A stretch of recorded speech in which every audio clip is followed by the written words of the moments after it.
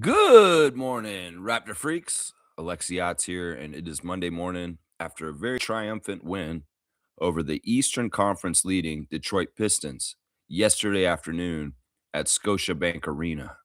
The Raptors did it. They beat them. And man, this momentum that the Raptors team has right now over these last two games is fantastic for them to get slingshotted out into the West on this road trip coming up this week. Man, this is another one of those games, and I've had a couple of them this year that I've attended personally that I am just so proud of our team for. This is a thing, you know, Detroit is the best team in the East as far as record, you know, and they are playing really well this year. And the Raptors met the challenge and went above and beyond and exceeded their power to make their power more stronger. And that's oh man, I don't in some ways sometimes when things are so good like this, and my voice may be messed up today, and you guys know why. I don't even know where to start because there's so much joy and delight. So I'm going to start with this. This is where I'm going to start. Hi. Hi. Our guy Yacht got the chain last night. And all the guys in the team photo that I posted on for this, they're all going like this because this is the Jakob motion, right? Hi, I'm Jakob. Oh, it's just beautiful, man. It's just beautiful. All right. I don't know how to start this exactly other than the hi. So I'm going to let you guys guide me this morning through the chat. And you're going to touch off the subjects that I want to cover for the show. And we'll do the stars of the game. We'll do the Instagram story. We'll do the classic car of the day. We'll do all the stuff we do on this channel. Let's get right to it, Raptor Freaks. It's a Raptor Freak reaction show for Toronto over Detroit. Sunday afternoon, March break game. Woo-wee! The crowd was great. There were a lot of fantastic people sitting all around me. They were very understanding of my method and my strategy as a fan for what I do when I come to the game. Very understanding people that have subscribed to this channel in the last 24 hours. I appreciate everybody who's sitting around me and for help the Raptors win. Everybody had a part in it. Everybody has a part in it, and our crowd was there for them yesterday. It can be dangerous on a Sunday afternoon at a weird time. You know, part of the problem is that Raptors players have routines in their day that they like to do things before the game. And, you know, usually those routines are stretched out for a whole day, and the game's at 7:30 or 7, right? So, you know, these early starts in the afternoon can be a little wonky and weird to players. In fact, some of the criticism of the All-Star game and the reason why the All-Star game is so bad is because, and they talked about this on the Unguarded podcast, Fred and Draymond Green, is because these guys have prep that they do. They do warm-ups. They have routines. They like to do creature comfort kind of things to get themselves in their body in the right shape for the jump ball in an NBA game. But if you put the game at 3:30 in the afternoon, it can be challenging because the whole day leading up to the game is condensed because it's earlier in the day, right? So what Draymond and Fred said about the All-Star game is nobody's doing that game prep before the game on All-Star weekend. Because really, what like they described it, the All-Star game's the last event, and everybody's trying to do it and get the hell out of there. So on the morning of the All-Star game, what's happening? Scotty Barnes is laying in bed, getting woken up to come to the game at the last minute, right? We know that from Open Gym. So that's part of the reason why the All-Star game isn't very good, is because none of the players do their prep for the whole day like they would for a regular NBA game. They come up and they're not loose. They don't do massage or stretching or whatever they do in their prep, you know, because these guys can be very serious about wanting to get certain steps done so that they feel right to be optimal for the game. So think about it in that respect with the All-Star game, but also with the game we played yesterday, that they really do have to condense a whole bunch of stuff they normally do over more hours into smaller hours. So that's part of it with the afternoon starts is they can be a little insidious by the NBA schedule makers because they realize, well, these guys may not get the proper runway of prep in their day ahead of the scheduled game start. So, yeah, Isaac Campbell, good morning to you, sir. The benevolent Isaac Campbell holding it down for us in the nation's capital, Ottawa, here in Ontario, Canada. Thank you for the starting five of Lex. You guys see I got my Raptor Streak shirt on. I'm also wearing a new hat. You know, what happens is sometimes when I left that hook thing on there. What happens sometimes is the Raptors win huge games, and I want to commemorate it with memories. So I'm like, oh, I got to have some memories for this. So I bought a new hat. I hadn't had a new hat for the season yet. My other toque's the Toronto toque. So I got this new Toronto hat. It's pretty good. It's pretty cool. I like it. I've also bought some new socks at the Center Sports last night. Look at this. This is a City Edition logo. That one, you know, with the nice TR. And look at that. Yeah, I'll be styling even a little maple leaf on there. That's right. These ones are with the big maple leaf on there right there. And the Raptors say some new socks for Lex to rock. Because, you know, the socks are important to show team spirit. But the big enchilada, and I have a new goal to have every type of Raptors jersey, is this bad boy right here I picked up after the game. Right here. Oh, yeah. Yeah. And I, you know, because I never had a white Raptors jersey, and I figured I'd go with Protected by God quickly and get the number 5 because I like calling 5.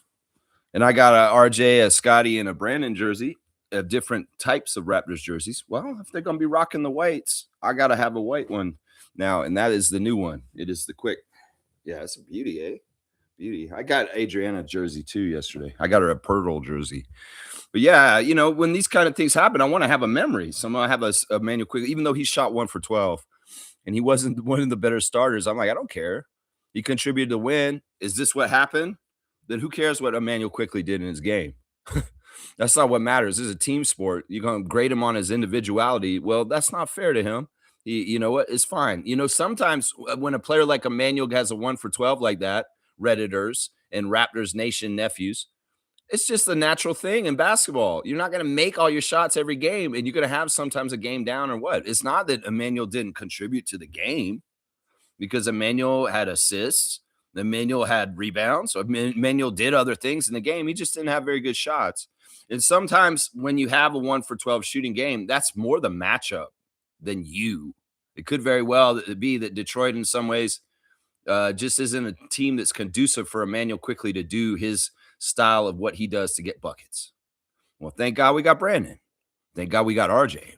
And thank God we got Scott and Jakob to a degree yesterday. Jakob Poeltl having a monster game. One of the big games in a long, long time. In fact, I want to go to Reddit real quick and talk about Reddit real quick. There's a post on Reddit this morning that I completely agree with, and I'm just glad somebody did it. And it's a Jakob Poeltl apology form.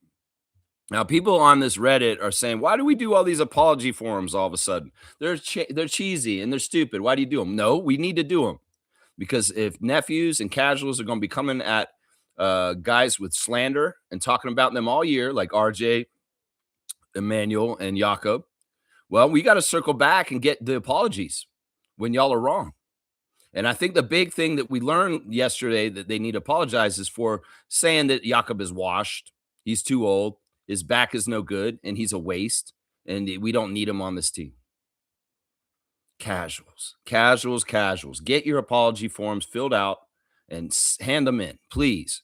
Well, it's funny. It's like, who posted this? This is a Raptors Redditor of the day. This is Sev, C-E-V, and he has a spicy Pascal Siakam thing as his flair. I think it's about time some of y'all fill this out. Apology form to Jakob Poeltl. Reason for behavior. The media convinced me he was done. I didn't watch the actual games. That's probably a lot of it. I only looked at advanced analytics. Yeah, the people that go by everything by stats, you're idiots, first of all. Stats are informative and they're useful, but they're not solely by themselves.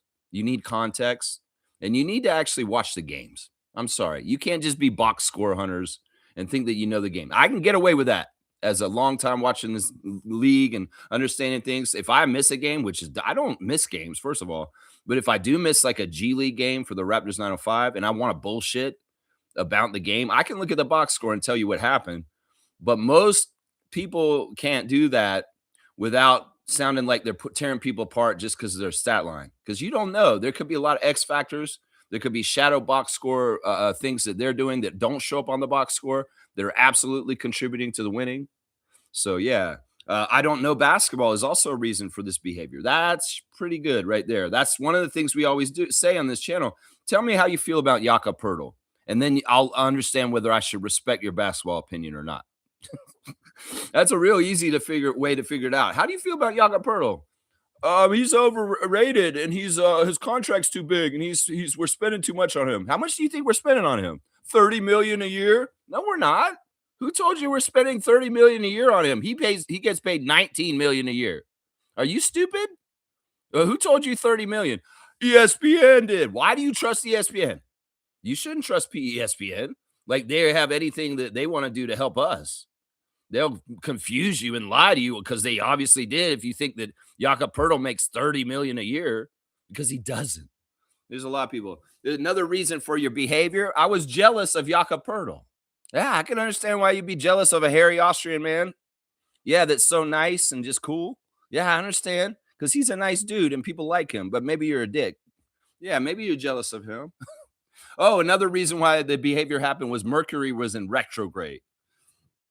Yeah, you can blame anything on Mercury retrograde. That's for sure. And then you got to check the box at the bottom of the form that says, I will hereby respect Jakob Poeltl and I will not talk down on the Austrian Hammer. This is a great post. Some people are coming at it with backlash saying, I'm sick of these posts. I'm sick of these posts. Well, we need these posts until you nephews and casuals start getting with it and stop having stupid takes against our players that are misinformed and just casual as hell. That's what I say to that. Seriously. So go fill out your Jakob Poeltl apology forms, whoever it pertains to for today. Please, please get right and make sure you file it correctly with postage and handling.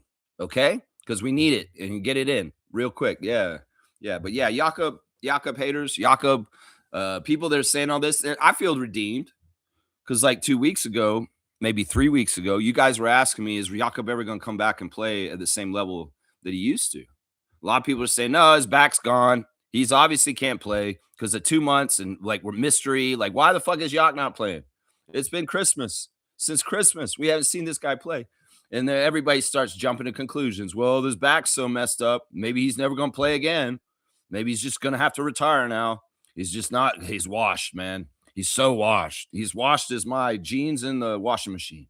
I'm like, no, he's not.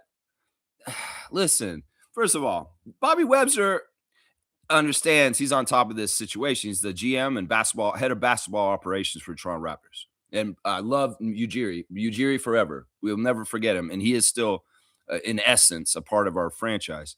I understand why people may think that, but you don't understand like the NBA and Dr. Alex McKechnie and, load management masters and gurus on the Raptors medical staff.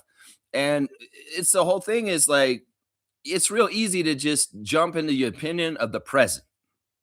It's the same thing with wins and losses with this team.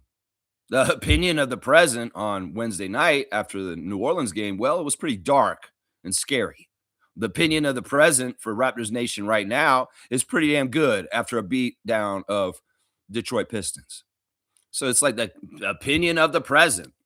Nobody can actually think about long-term or perspective from outside, coming way out and looking at the whole big perspective. No, they don't. That's why people overreact to one loss. That's why people think, well, if this is this way right now, it's always going to be this way. And there's the lesson of Poeltl right there. I thought that Poeltl would be able to come back and get a double-double, crazy-ass double-double like this. Yeah, I knew he would. And we need him to be like this to be the ultimate strength that the Raptors can be.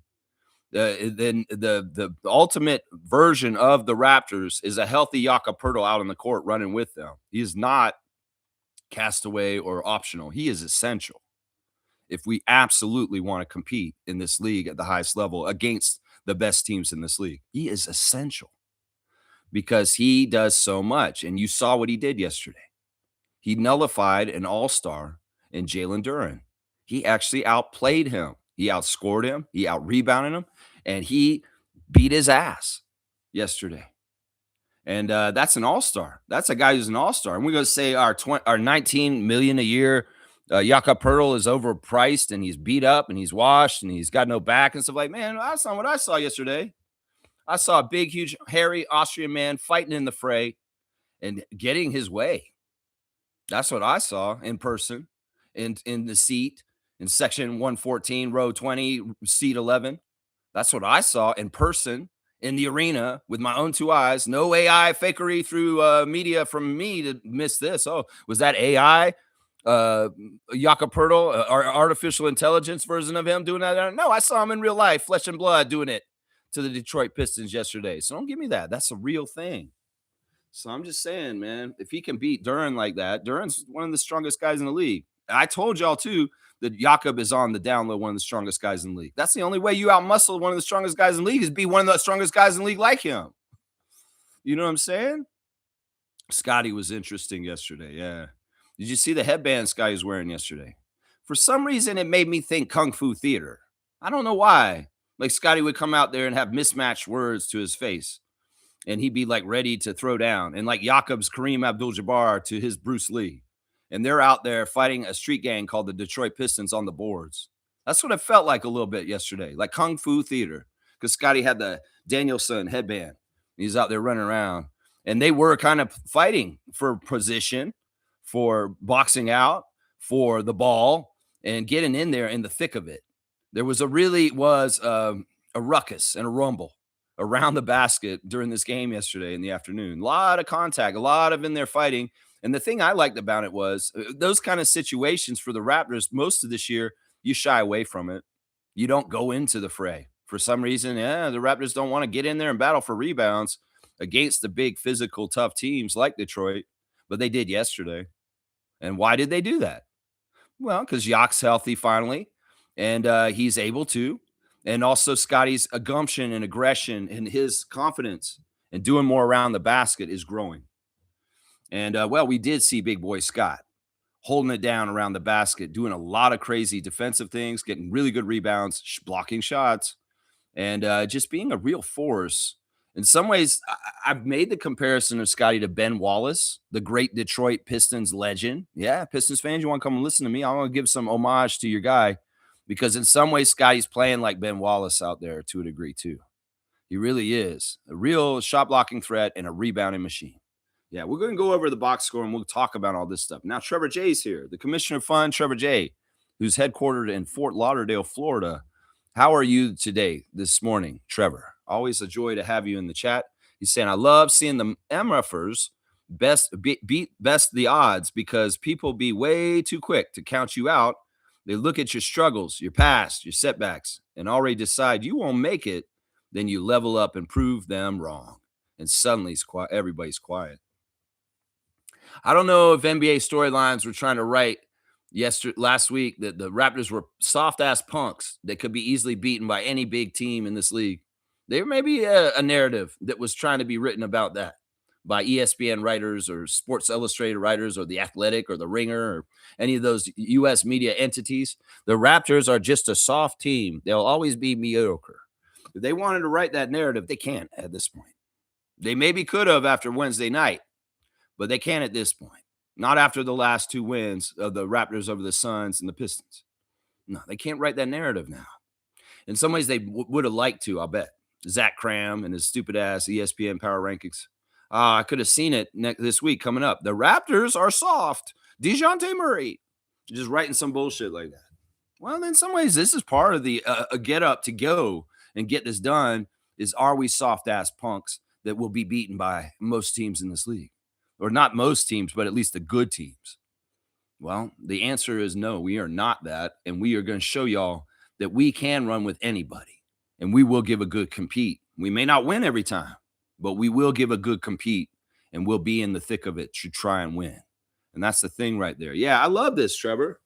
If the NBA wanted to say that the Raptors were soft-ass punks and they're done and they're going to sink in the standings and they're going to give up and they're going to fall to the bottom of the play-in, they were wrong because we're not going to go down without a fight.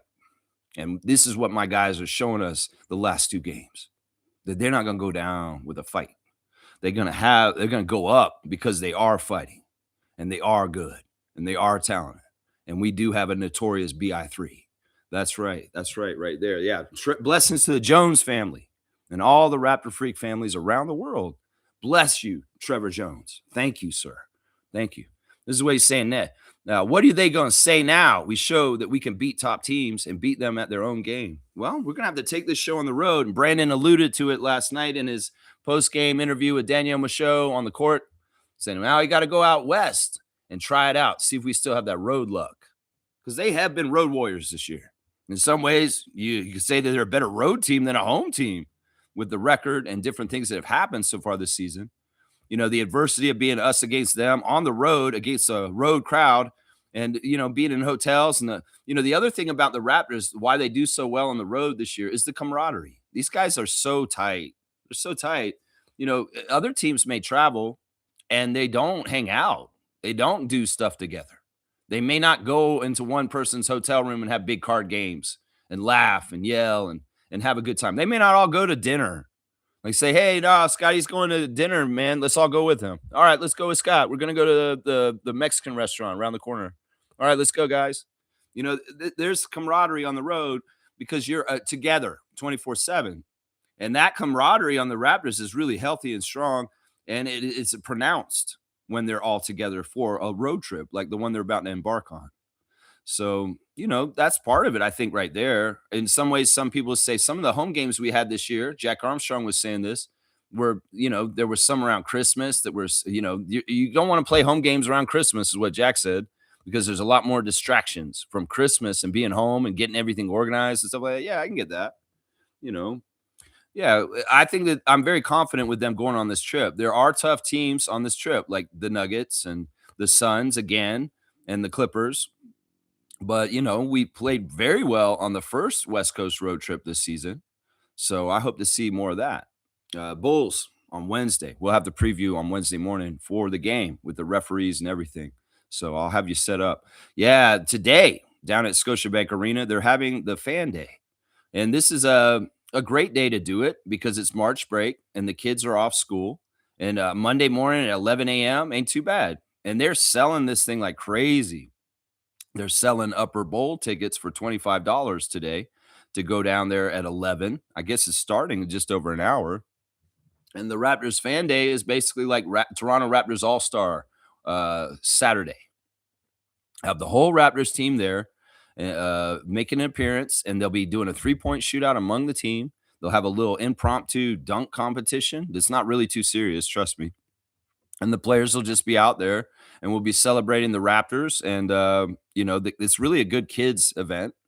And they'll be throwing out all kinds of swag to the crowd. Just a party. And, well, after a win like yesterday, it's going to be a fantastic party. Lots of smiles. And I hope people go to it and show a lot of love to the Raptors today at Fan Day and get them even more positive vibes on their way out to this West Coast road trip they got coming up. Yeah. Yeah, it's going to be good stuff, man. It's going to be good stuff. Yeah, Trevor J saying this. Detroit Pistons fans not happy about how Raptors bullied them last night. They're saying we was very physical.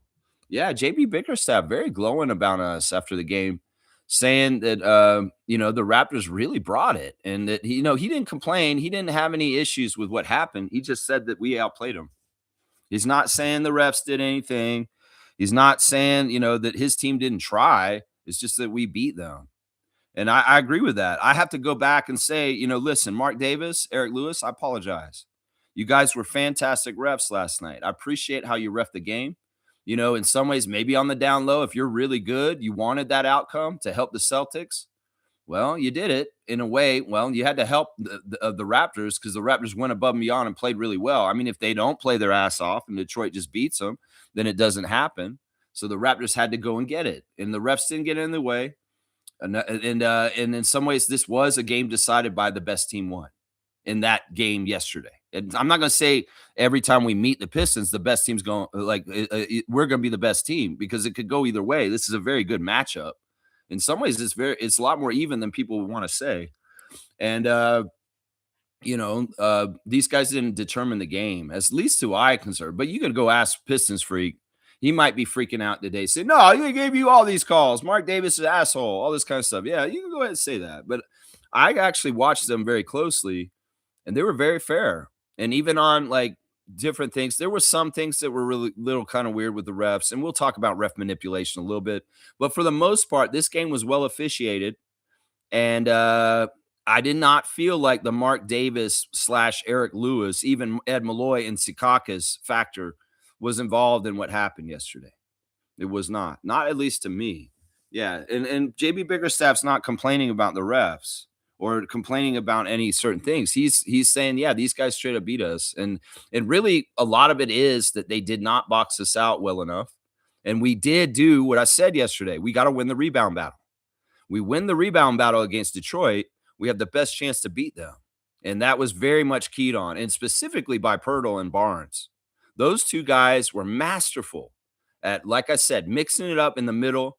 You know, Pistons fan may come around and say, well, we didn't have beef stew, and beef stew would have solved all these issues. Well, you might be right to an extent. Some of that stuff might have been cleaned up with Isaiah Stewart available for you guys. But for the most part, we can say if this was Kung Fu Theater, and Scotty with his headband and Jakob are standing next to each other, ready to fight a whole gang of Pistons. These guys just kung fu theatered your asses on the rebound and battle. It's just the truth. Those men get on in there and they fought and they fought and they got it and they won it. That's what it was saying right there. Yeah, Naco the Nacho. Good morning to you, sir. Checking in from the 905 in Mississauga. Mr. Gerald, good morning. Barrett, Brandon, Barnes, Yak. This feels like the closest we've seen to their ceiling yet. That might be true. That might be true. You know, they are a project that's ever developing in a rebuild and a retool, whatever you want to call it. And, you know, familiarity and more time together and gelling and chemistry makes them rise to better and better levels as time goes on. That's how a basketball team levels up to get closer towards Larry O'Brien. And that's why sometimes when people make the casual argument, the Raptors are mediocre, they're not going to be good enough to win anything. I say, you're crazy, because the ages of our team are young.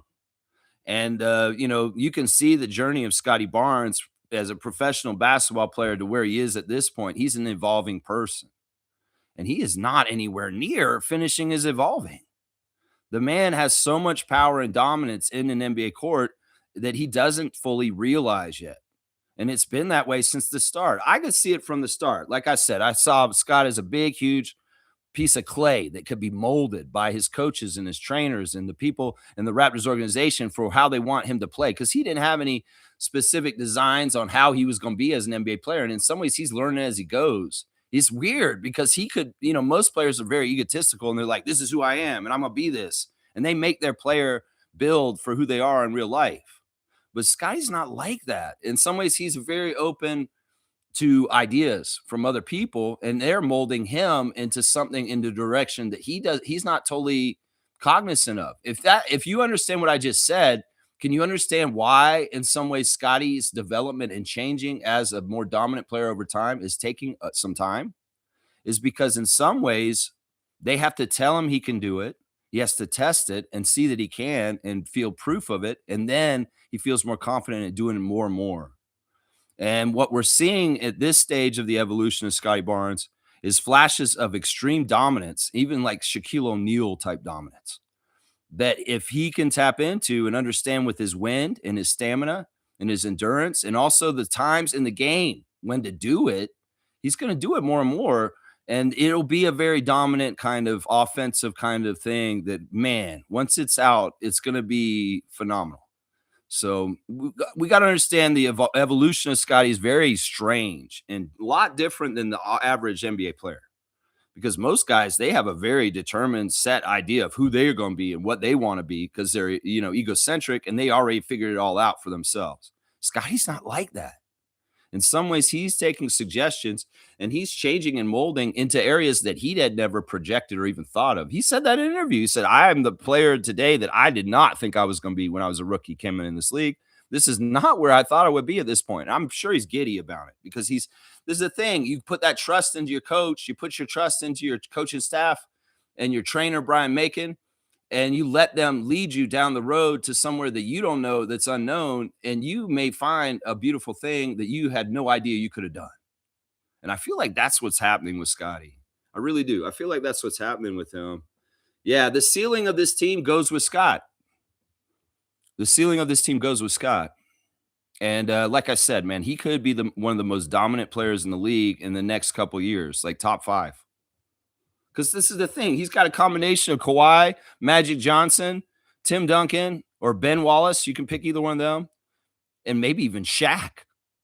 Like, that's the thing. There's some signs now that this guy can hulk up and just go do Shaquille O'Neal power dominance moves near the basket. And nobody can do a damn thing about it. Seriously, think about it. You've seen this in the last 2 games. And he's doing it against Detroit. He's like, nah, I'm coming down here. I'm throwing it on your head. And there's nothing you can do about it. You pissed me off. You said something to me, Jordan Goodwin, or Brandon Goodwin, or whatever the fuck your name is, Mass Man. Well, I'm coming back down the other end. I'm going to throw it on your head because you said something. It's crazy, man. It's crazy. Yeah. Let's see. James is here. Raptor Freak James. Good morning to you, sir. Ingram with back-to-back 30-point games. Woo-wee. I think that Brandon heard some of the noise about the sabotage in New Orleans. Maybe he heard some of the people doubting whether his allegiance and his what he's trying to do is for the Raptors. Maybe he does love the Pelicans more than the Raptors now, but maybe over time he'll love the Raptors just as much or more than the Pelicans. It's tough to say. Well, if we doubted Brandon and where his heart is and what he's trying to do with the Raptors, well, we shouldn't anymore. That man has been high quality and top notch and clutch as hell in the fourth quarter. And the threes that he was hitting last night in the fourth quarter late, woo-wee, isn't that nice to see, Raptors fans? Going down. When we have struggled in the fourth quarter and dropped games this year against top teams, to see the product that we actually brought him here to be come to fruition in real time, in a real situation, in a big time game, and paying off. This is why he gets the big bucks. This is why we want him on our team, is we want him to Kawhi Leonard or Vince Carter at the end of the game and go out there and hit the big shots, the high pressure shots, the shots with such a high level of talent that nobody can stop him from making. And I love that a lot of the shots that he made near the end were threes, because these are big time points. Then, closing out the game last night, similar to closing out the game against Phoenix, was masterfully done. And they really are taking a much more care to attention and being successful. And once again, we saw the Raptors at the end of the game going for high percentage shots. We saw either Brandon or Scotty getting as close as possible to hit really, really close mid-range shots, like within 10 feet. Then you saw wide open threes that were especially good looks. And if you got a guy like Brandon, if you give him that much room and space, he's going to nail it because he is a good shooter. So the shot selection and the shot generation for the Raptors was high quality once again in the last 4 minutes of the game, just like against Phoenix. If you really want to make sure you're going to win, you want to make sure you make the baskets, right? So you got to make that ball go to the spots on the floor where you have the highest percentage of making the shots. Before the season, there was a lot of janky, not very trying to get good shots. There's maybe a shot clock violation kind of stuff going on at the end of the game because the defense on the other side tightened up, and the Raptors are not totally organized, and they're kind of half-assing it. And maybe they're trying to force Brandon isolation post-up that they all know on the other side that we're doing, and they're completely covering it up. No, there's more ingenuity to how we're deriving the shots right now with screens and, this whole thing about flattening the defense and letting Brandon have the whole floor. They did it again last night too. And it worked against the Pistons also. So that's a new weapon, that flattening the defense and let Brandon work. We've seen it 2 games in a row, and it's badass. It is badass, man. Yeah, back-to-back 30-point games. Let's go, James. That's right. That's why we pay him, right? That's why we pay him. G's saying this. Good morning to Good Game, the original Raptor Freak trivia champion. His name was the first one to go on our trophy. The crowd was loud. Lex, we know you had a part in that. Yes. This is what makes me proud. Is look, I truly do believe we can bring energy to help them. And yesterday was a testament to this. You can ask the people who are sitting next to me. As soon as that ball was jumped, I was yelling defense as loud as I could. And it was shockingly loud because people were like, whoa, why is that guy so loud? And they're kind of turning their heads and looking at me. And some of them may try to shame me with dirty looks, but I don't give a fuck because when Lex goes to a Raptors game, I'm on a mission. I'm there to help them win. And this is the way I help them win is with my voice. And yeah, right away, defense, defense. Every time the Pistons had the ball, I was yelling defense at the loudest that my voice could go. The lady next to me is holding her ear like this, kind of shading me, like, turning to her boyfriend and saying, "Is he going to do this all game?" Stuff like that. I'm like, "Yeah, I am. I am going to do this all game." And you're at a basketball game. If you want, next time bring earplugs because it's going to get loud. Do you need a little thing like the little kids wear, like these little things I'm wearing right now? It's like, do you need this over your ears, like a little toddler in the arena, lady? Because it's gonna get loud at Raptors game. It better be loud. That's what I say. But yeah, no, I couldn't have them have a slow start on a Sunday afternoon. This is notoriously a problem in the Raptors history. An afternoon game on a Sunday can be a family crowd that's very family friendly and just kind of there to hang out like bumps on the log and watch and be entertained. No, fuck that. I'm an active participant.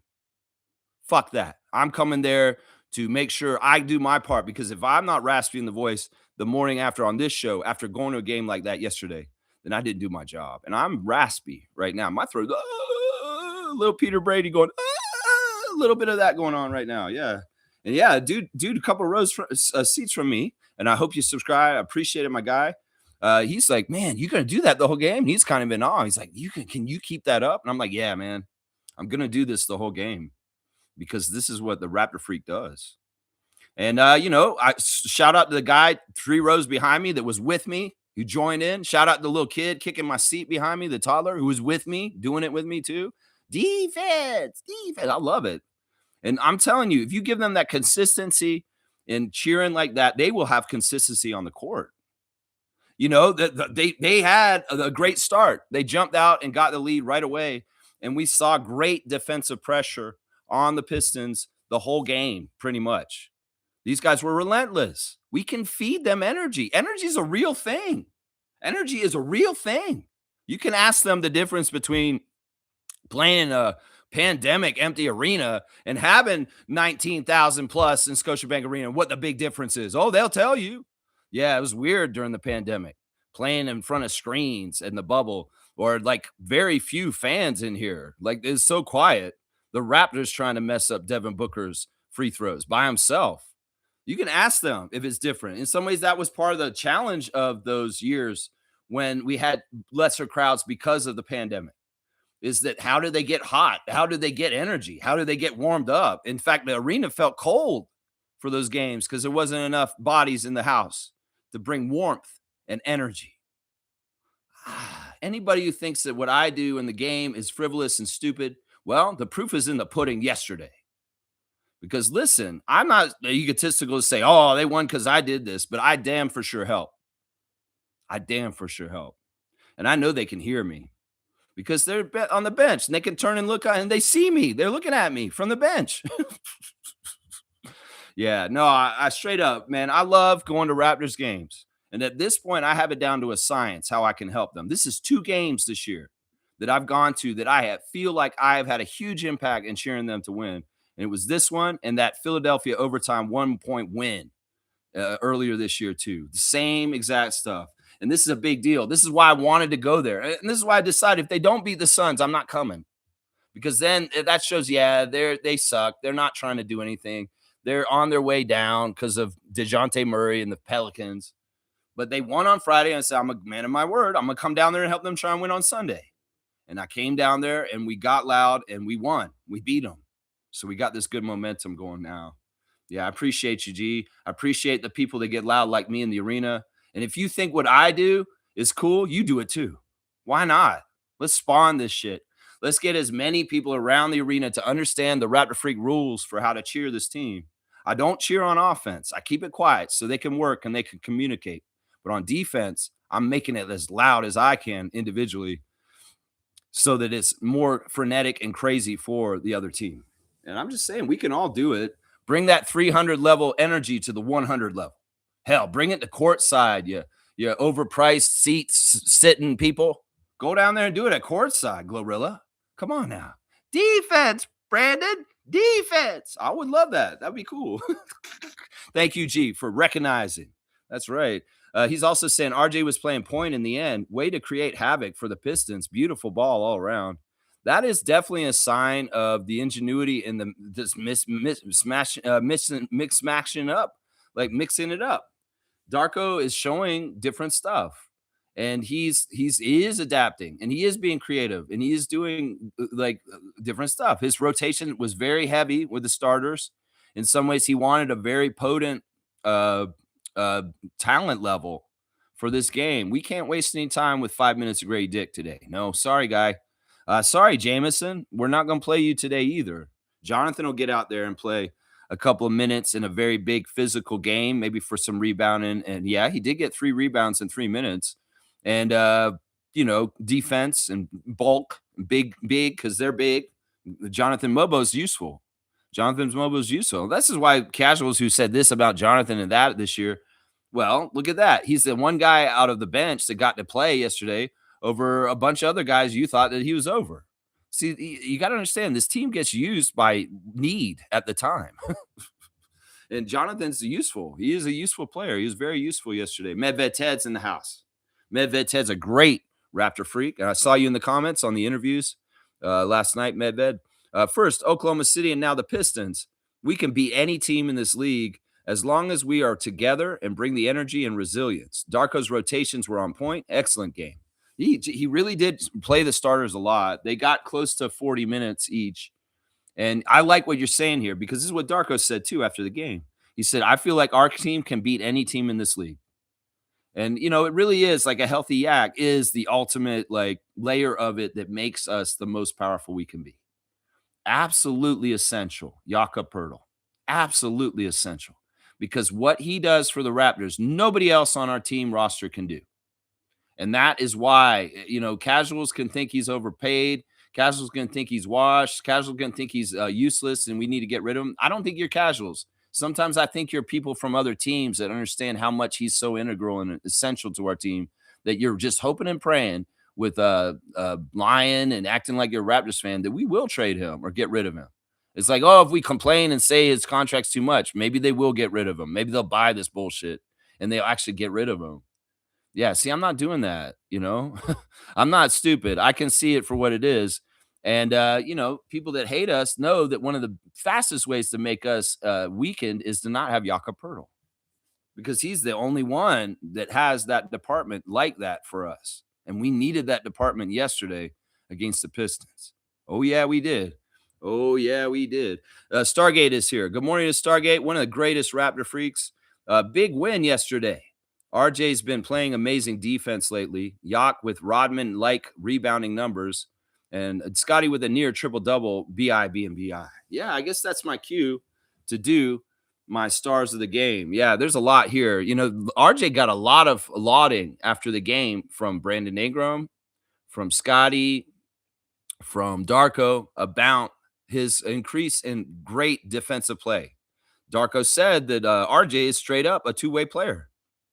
He's done it. He's put the work in. And his teammates are really impressed with him taking on assignments like Cade Cunningham and Devin Booker. Those are hard guys to guard. These guys are scoring machines. And RJ's raising his hand and saying, I want to try this, coach. I feel like I'm getting to new levels with my defense that I want to try and lock down Cade Cunningham. And, he's given that assignment to RJ. And, well, he's having some success to a certain degree. He's doing good stuff. So, yeah, my number one star of the game yesterday is Yak. I just feel like him getting the chain, him having this monster game, you just called him Rodman-esque. I mean, I love it. I mean, that's amazing. Yeah, let's go over his stat line real quick. What did Poeltl do? 36 minutes, 21 points with 9 of 12 shooting, 3 of 5 at the free throw line. He's going to miss a couple free throws. We know that he's like that. 18 rebounds. So 21 and 18 game. Yeah, washed. His back is done. He's never going to come back and play again. Where's the apology for him, kids? Come on now. Come on, nephews. Line up. Get the blank sheets and fill it out and tell me exactly why you doubted Jakob Poeltl.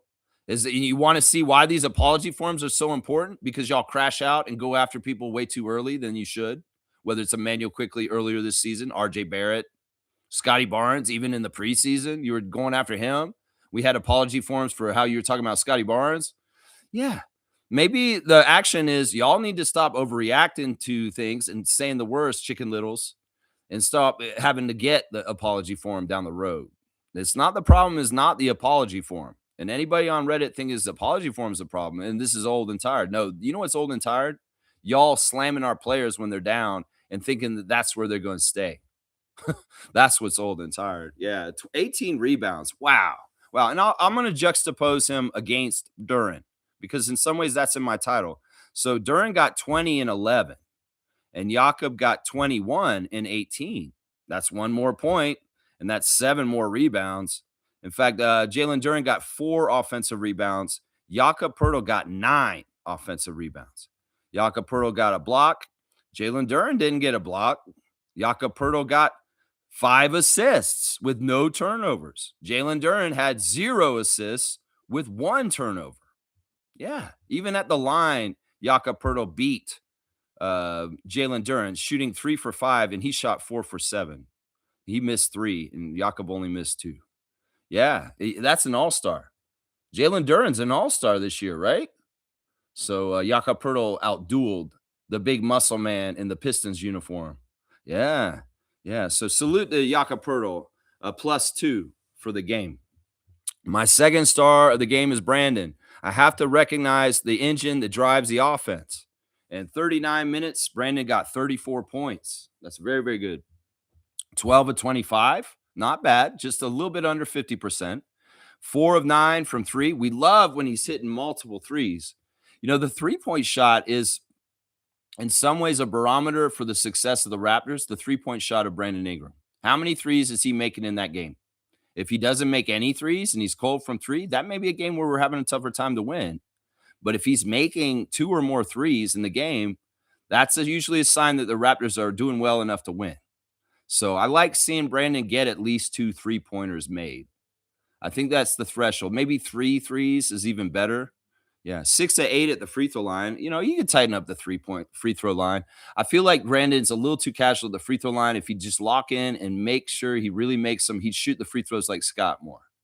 Because in some ways it's a lack of concentration and just kind of let down at the free throw line. 1 rebound. This is kind of like the classic Brandon kind of line for the Pelicans. 3 turnovers and a +14. So he didn't collect any stats except for 1 rebound and 3 turnovers, and everything else was shooting and scoring. That's old Brandon Ingram. That's not the complete playing Brandon Ingram that we've seen on our team this year, where he's going to get rebounds, blocks, steals, and assists. No, he went into his old scorer mode where the main focus was just him shooting himself and not doing all the other stuff that he can do to stat stuff, because he has been doing more stat stuffing stuff. And I'm not saying he didn't do good defense, because he did do that too, because it's a team defense to be able to do what they did. But he definitely was not trying to get those other stats, and he was really focused on just scoring. And that's sometimes these big time scorers are not asked to do any of that other stuff. And just shoot. You just shoot. And well, that's his role. And he does it well. And those were very, very important threes in the fourth quarter. Very, very, very, very important. My third star of the game, I had to make it Scotty, because he just barely didn't get that triple-double, like Stargate said.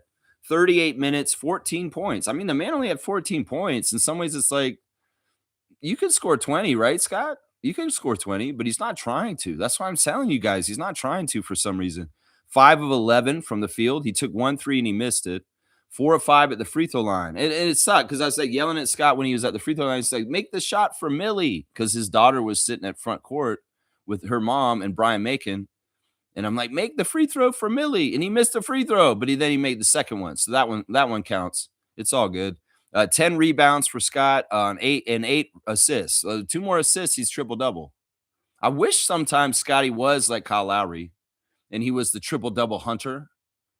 Kyle Lowry would always be looking at the stat sheet and be like, oh, I need to do this to get the triple-double, and he'd go get it.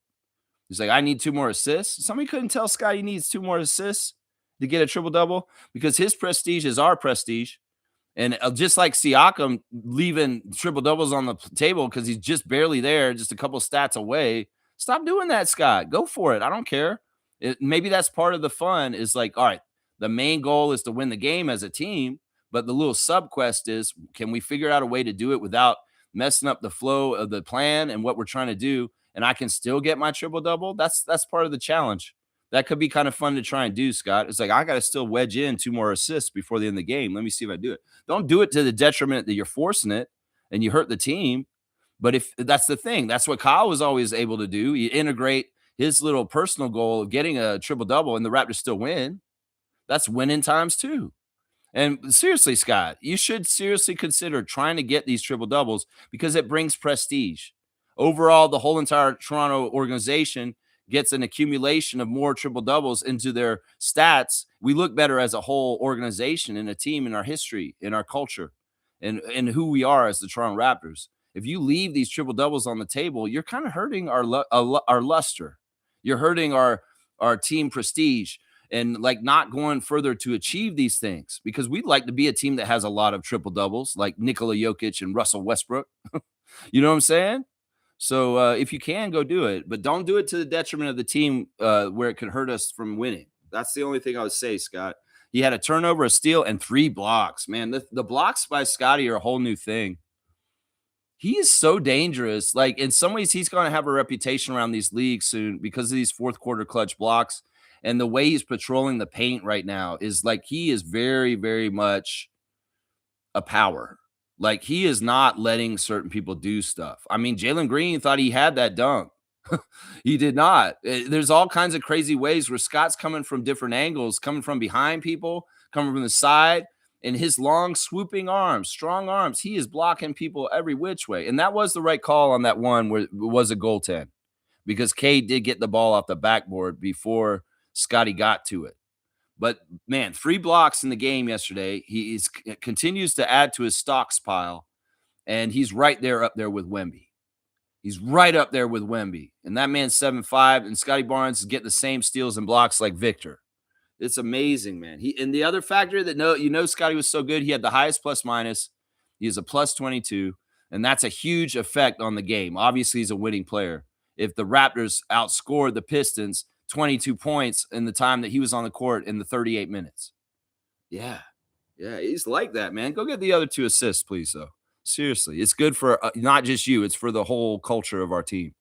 RJ Barrett is my 4th star of the game. RJ is just solid, man. In some ways, like you need guys like RJ on your team that don't care. They have no ego. They don't give a shit about being number 1. They don't give a shit about being Brandon Ingram. They don't give a shit about being Scotty Barnes. They're going to be RJ Barrett. And RJ Barrett is so steady, man. And his allegiance and duty to the Raptors is so high. And I just love him being on this team. And man, he has really upped his efficiency. That there was a knock in New York that RJ was a toxic asset because he shoots too much and misses too much. And he's just going nowhere. Man shot 11 of 17 yesterday. He's picking the right shots because he's making them. And man, he's so patient in the lane. And I love his strength and his ability to make these left-handed little shots near the basket. And it's like they're all around him. And he's uncanny. It's whether it's a bank or a little just a nice touch. And man, it's so fun having RJ on this team. Because there is a really strong connection. There's such a strong connection there. And his defense has improved so much this year. They should be talking about him. 39 minutes for Barrett. 27 points, 11 of 17 shooting, 1 of 4 from 3. Perfect at the line. RJ got all 4 of his free throws yesterday. You know how much that's a big accomplishment. You guys know. 6 rebounds, 2 assists, 3 turnovers, and a steal. A +3 for Rowan Barrett Jr. Man, salute to you, RJ. Salute to you. Now, my final star, and because those guys were really paramount, the 4 best players for the Raptors that I just named, Jakob Poeltl is going to get my 5th star. There was a very key 3 he hit near the end of the 3rd quarter at the top of the key where he's wide open. That was right around when we were trying to overtake them. And that 3-pointer was a momentum shifter. And I appreciate Jacoby for that. That was the only points he scored, but that shot was very, very important at that time because it was helping to swing the game over to our side to build a double-digit lead into the 4th quarter. And that 10-point lead was very, very important insurance. It got shrunk to 5, and it was dangerous in the last couple minutes that it was a 2-possession game at least. But this is the NBA, and people can score real fast if you mess up, and they're running down the court in a transition dunk all of a sudden. Well, they held their own and they kept the 2 possession margin way enough that we could hold them off and gently land the plane of winning the game last night. Because seriously, that's where they've been screwing up this year, right? Is either turning the ball over in a stupid, flaky way where the other teams run the other way, and all of a sudden there's a big point swing in the wrong direction. So it's like it's not only just the good execution on the offensive end; they need to take care of the ball, and they need to stop them too. And all that stuff was happening in the last 2 games.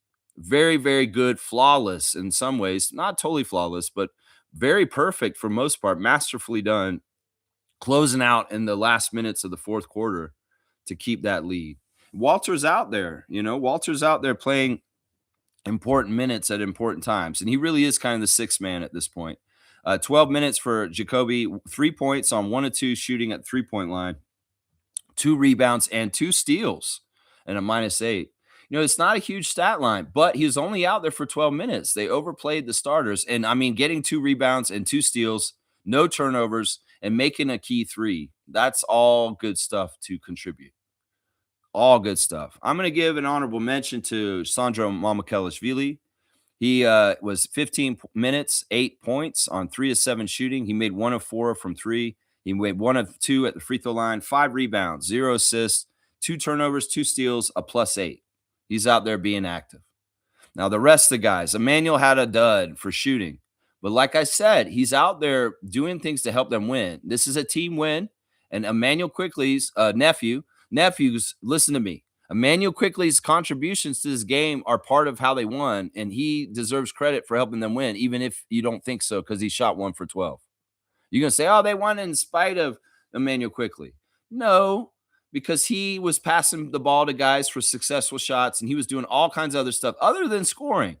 This is a big problem with the younger fans and some people that look at the NBA. They think scoring is the only thing that matters. No, Emmanuel did a lot of things in different ways other than shooting well to help the team get this win. And in some ways, some of it's just leadership. Some of it's just defense. Some of it's just being in the collective of the Raptors team to do the right things in the whole machinery of it. And that's important. 34 minutes for Quick, 6 points on 1 of 12, 1 of 6 from 3, 3 of 4 at the free throw line, 1 rebound, 7 assists, 1 turnover, 3 steals, a +14. So, yeah, he had one of the better plus minuses on the team. He had a winning factor, even if he didn't score or shoot well. So, Mobo came in for 3 minutes, 2 points on 1 of 1. That was that putback dunk. Scotty missed a shot, and Jonathan ran in there and threw the ball back in through the hoop. And I love that, man. I love that. Jonathan being so active. He didn't get out there for long, but he had that nice play. He had 3 rebounds in the 3 minutes, and he was a +2. And so, he was just a little boost in there. He has some fouls to give too, and he did. He gave 3 fouls while he was out there in 3 minutes. He got them real fast. And then Shed wasn't a big stat line, but once again, this is a guy like Emmanuel who's playing within the system, and he's playing crazy dogged defense. We saw that one play where he ran back and blocked the Piston players. They were a 3-on-1 break for Detroit, and Shed was all by himself on an island in the lane with 3 Pistons coming at him, and he played it perfectly. In fact, he got an incredible block that I didn't see coming. I was like, holy crap, look what Shed just did. We all went crazy in the crowd because he literally stripped the ball, and he was in trouble. That was a for sure a basket for Detroit. But Shed was the last line of defense, and he was the right line of defense because he got it done. He got it done. I can't believe he stopped that break with him single-handedly just stealing the ball from him. And then he had a little circus lay-in near the end of the game where the pressure was tight, and it was a circus shot, and he kind of threw it up and went around, and it hit the back of the backboard and fell in. And that was one of his basket. That was his basket. He only made that one and then a couple of free throws. So 24 minutes, 4 points, 1 of 4 shooting, missed both his threes, 2 rebounds, 3 assists, and a block. That block, man. Woo-hoo. Wow, Shed, and a -2. Sometimes that's what you need. You can't have everybody have a monster game like Jakob and Brandon. You're going to need contributions in some key ways, just on certain plays from certain players, but you want contributions from everybody, whether it's a 3-pointer by Jacoby, an offensive rebound by Jonathan, and a putback. or a Jamal Shed stop on a fast break for Detroit, single-handedly blocking the shot. These are all contributions that lead to it. So understand this. Understand this. Yeah, they ran a really tight rotation. And in some ways, they only played 8 guys. But even then, you could look at the two of the guys, they only played 12 and 15. So very heavy on the minutes for the starters yesterday. I don't disagree with that because sometimes you want to distill the best lemonade. You get the best lemons out there to squeeze them to get the best juice. And well, we had to use the best lemonades to beat the Eastern Conference leading Detroit Pistons. Nothing wrong with that. We'll look at the other side real quick and give a little kudos to the Pistons. We'll start off with Cade Cunningham, who is a really great all-around player. But did you notice Cade was getting testy yesterday? He got a technical in the middle of the game, and I thought that was funny. Yeah, I was going like this when he's shooting free throws. Hey, like I'm the Fonz. I'm like, how's Mrs. Cunningham doing, Richie? That's stupid. That just shows you're old, Lex. Nobody knows what Happy Days is. Come on now. But yeah, Cade, 33 points in 37 minutes. He had 9 assists also. Yeah, he's the playmaker. He is definitely their franchise player. And man, I didn't realize how angsty he gets. Like he was pissed. He wouldn't shut up to the refs. And in the fourth quarter, after he got that technical in the first half, I was like, go ahead and talk shit to them, Cade. Maybe they'll throw you out. Give him a second tech. Throw his ass out, Mark Davis. Why not? Mark Davis is testy like that. Sometimes you challenge him. You call a challenge. There's a challenge on the play by J.B. Bickerstaff and the Detroit Pistons. We're reviewing to see if this is a foul. And they go and they look at the RJ offensive foul. And they're like, oh, is that what's going on here? It's like they trying to challenge me, as Mark Davis is thinking. The JB Bickerstaff doesn't trust me. He doesn't think I got this right. He's going to go look at it, and you're going to see that RJ's feet were set. He wasn't moving, and he was outside the restricted area. And that's all that matters on the offensive charge call. He's got to be set, and if he's ran over, he's ran over. If he's outside the restricted area, that's offensive foul. And Mark Davis went and looked at it and came back out, got on the mic. The challenge is unsuccessful. It's going to be Raptors ball, and the Detroit Pistons have lost their ability to challenge. They lose a timeout also. And that's the right call. That's the right call. And then I was like, when I saw that, I mean, that's an area where they could have gone either way. And that's kind of litmus test whether the refs are weird or wacky for the night. Oh, no, RJ was kind of shifting his back foot a little bit, maybe. And they'll make up some excuse, even though it's obvious that was offensive foul and the call was correct when you called it the first place. But if you never trust totally when Ed Malloy is sitting in Secaucus and he could be like, Mark, tell them that he was moving, dragging his back foot and that it actually is a defensive foul. Okay, yes, my master, my Sith Lord. Some bullshit like that, right? But no, Mark Davis was down the line. He did it right. And, there were a couple plays that were kind of physical where he went to review for flagrant action. There was the one play where he tried to look and see if Jakob closed out recklessly on the three-point shooter. In some ways, he's just a big, clumsy guy. It's not even that he was trying to hurt him or anything. And I think what Mark Davis ended up ruling on that one was just a common foul, and there was no flagrant intention. There was a play where Jakob got hit in the face by Duren, and he was laying on the floor for a long time. And I was yelling from the crowd, Mark, go review it. Go to the table. Check for flagrant foul. Check it. He did it. He walked over. He faked me out. Mark Davis was walking over to the challenge table. And he's like, he picks up a glass of water and starts drinking instead of looking at the screen. I'm like, oh man, he's trolling. He's acting like he's gonna go over there and look at it to see if there was a flagrant foul against Jakob or on Jakob Poeltl, like that he got hit. And he's like, no, he's over there drinking water, taking a water break. I'm like, what the fuck, man? But the call was an offensive foul on Duren, and we had the possession of the ball. It's just he didn't want to look at it to see if it was a dirty play where he hurt him. And, this whole thing we've been talking about the last couple of days about big guys not getting calls in the NBA that LeBron James talked about with Steve Nash on their podcast. Well, it happens to Yak too. He's definitely got that Shaquille O'Neal effect where he's such a huge, strong guy. People foul the shit out of him, and there's no love or respect for that, and there's no calls for big guys like Scotty and Yak. How many free throws did Scotty shoot in the game last night? He shot 5. That's pretty good. That's better than 0 which has happened a lot this season. I want to give some props to Tobias Harris, the great veteran who's out there, in some ways exercising his demons from memories in that arena with Philadelphia 76ers. But, not enough. In some ways, man, he's an underrated player for them. He's going to be absolutely crucial for the Pistons and any postseason success. He's absolutely crucial.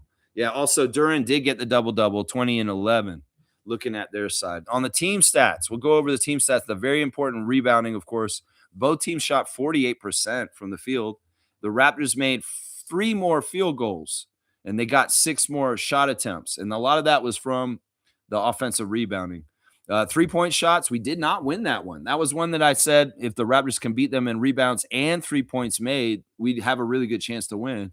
But Duncan Robinson and Kevin Huerter, who were threatened against us by Pistons fans in the preview yesterday, they didn't get their chance. No, we did a good job covering them up. Duncan Robinson and Kevin Huerter were really not huge factors in this game. In fact, the Pistons only made 10 threes, and that's not a lot for NBA teams these days. And we only made 8, and that's awesome. I don't like the Raptors overdoting on the three-point line. If Grady Dick ain't going to be who he's supposed to be, and we're not going to play Jamison Battle, then we shouldn't be shooting so many threes. And we can do so much more in the paint. 2 points are good too. It doesn't have to always be the home run ball. That's what I say there. Free throw line, we got way more trips to the free throw line. So we were being aggressive to taking it to the paint, and the referees were giving us calls. And I appreciate that. I'm honestly really impressed with how well Mark and the Erics did yesterday, because I was expecting them to be all kinds of convoluted, crazy treachery. But no, they did a really good job. So salute to you, Mark Davis. I don't often say this to you, but I feel like you did a fantastic job reffing the game yesterday. Seriously. Rebounds, 48-39. Fantastic. 20 offensive rebounds for the Raptors. That is a huge key stat for what we did yesterday. Assist to turnover ratio is our keystone stat that we check every game. 25 assists and 13 turnovers for the Raptors, almost a 2-to-1. But I like that it's 25 assists. Closer to 30 is always good. The other side was 23 and 13, so they had 2 less assists than us. On the fast break, they out fast breaked us. They had 17 fast break. We had 10. That's true, because a lot of the offense they were getting easy, because our defense, when it was set, they weren't scoring on very well, was them running down the court and getting really fast, quick dunks and layups. The other thing that was annoying was there was a real lob threat going on with Jalen Duren and a couple of the other Pistons. Is the Cade will throw that backdoor cut lob, and they were getting that at times, and it was annoying me. There was very, very easy dunks that the Pistons derived at times that shouldn't have happened, honestly, if we were playing absolutely perfect. Points in the paint, 56-50 for the Raptors. And that's a big, big, big deal right there. So, yeah, fantastic game. It did seem like at the beginning of the game, they gave the Raptors a defensive 3-second call right away, and they gave them a free throw right away. I was like, wait, don't they usually get a warning? And then on the second one, they shoot the free throw then? I was like, no, right at the beginning of the game, they gave the Pistons a free throw for defensive 3 seconds. Usually there's a warning, Mark Davis. Was there another one before and I just missed it? I don't know. Either way, that's my look at this box score for the game last night. Right there. Yeah, weird stuff, man. Weird stuff. Yeah, Jimmy Pope, the Pope of positivity. Hope you had a good time, Lex. I know you're pumped after that dub. Man, everybody was. It's just that kind of feeling, man. Everybody's so happy. Let me go to Reddit again, because honestly, there's a lot of gold on Reddit today. There's a guy on Reddit who posted this yesterday. He said, this is all right. This is the Raptors Redditor of the day, number 2. This is okay, comfortable, 99.73. And he's saying, finally made it to an NBA game all the way from Hungary. What a great win. Go Raps. Man, what a great first game to go to, and what a travel to come from Hungary in Europe. And this is your first game is the Pistons and the Raptors. Woo-wee, you picked a good one, man. That's dangerous, though. That's a good opponent. You just happen to get lucky in some ways to see the Raptors beat a top opponent in the game you came to. That's amazing. So, yeah, salute the guy from Hungary that came to his first Raptors game last night and got to see this. Yeah, I wonder if you came because of Darko. Do you have connections from that part of the world to the great European Rajakovic, and that's what enticed you to come? Is to see a great European coach in the NBA? Yeah, yeah, I had a fantastic time. Hi, mom. Yeah, that's what he's doing. That's the Jakob thing. It's like, hi, mom. I love that stuff. That team camaraderie, and you see how many guys in that team photo are doing the wave, the hi, mom wave. Yeah, Yak is probably interesting in the team because in some ways he's a lot different than anybody on the team. But at the same token, he's probably like very popular because he's interesting. And he's probably like got very interesting like tastes and music and life and they probably like talking to him just out of curiosity. Like, yeah, do you like this? You like this? This is Gunna. What is this? What Gunna? What is that, Scotty? Yeah, it's Gunna. You like this? You like this? I don't know, Scotty. It seems like it's pretty good. Oh, yeah, Yacht likes it. Yeah, he likes Gunna. Is that kind of shit going on the team bus and the plane and stuff like that? Maybe, who knows? Neil's here. Good to see Raptor Freak. Neil, thank you for supporting this channel as a member. I appreciate you, Blackhawk. Randolph is here too. Randolph Phillips, good morning to you, sir. Blessings, beloved Raptor Freaks family. Help hold up the hands of those with a vision who lead and who are on the front line. They need your support more than you can imagine. Don't ask, just do. Yeah, this is a day and age we're moving into that the cycle has changed. The 200-year cycle is over and AI is here. And we're going into a new age that is going to be very changing. And in some ways, we want to keep our humanity amidst all the fakery and the AI and the new stuff coming. And in some ways, the battles that are going to be going on coming up and the conflicts and the different things are going to be micro level. But also on the same thing, there's going to be trying to be macro changes. But in the micro level, each one of us as individuals can choose to reject things as we wish. And this is very important. The power of choice and the power to say, I don't want to participate is going to be very important. And there should be that choice. Nobody should be forced to do anything just because some powers out there or some rich people decided this is how it's going to be. So let's be vigilant about this. And also, if you're not in the struggle yourself at this time, but you see where the struggle is and you know that it's adjacent to you, maybe there is some way you can support it somehow, the resistance towards some of the really strange, bizarre, messed up things that may be coming our way. We got to stay vigilant. We got to stay together. And we got to understand there's much more that all of us as human beings have in common than we have difference.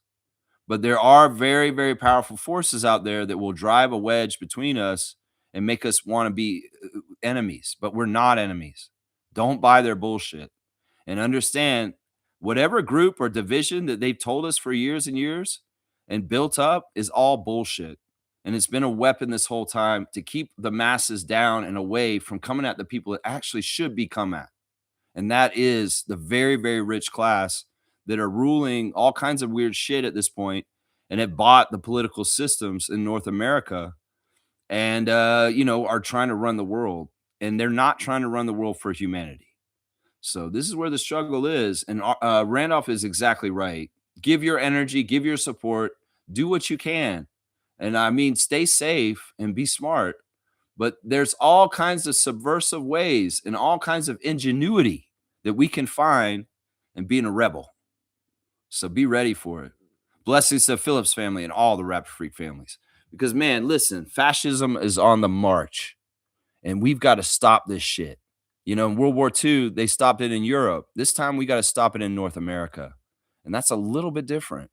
That's a lot different because it's right up in your face. And it is real. Trust me. Anybody who's poo-pooing me and saying you're overreacting, you're gaslighting us. No, MAGA is Nazi.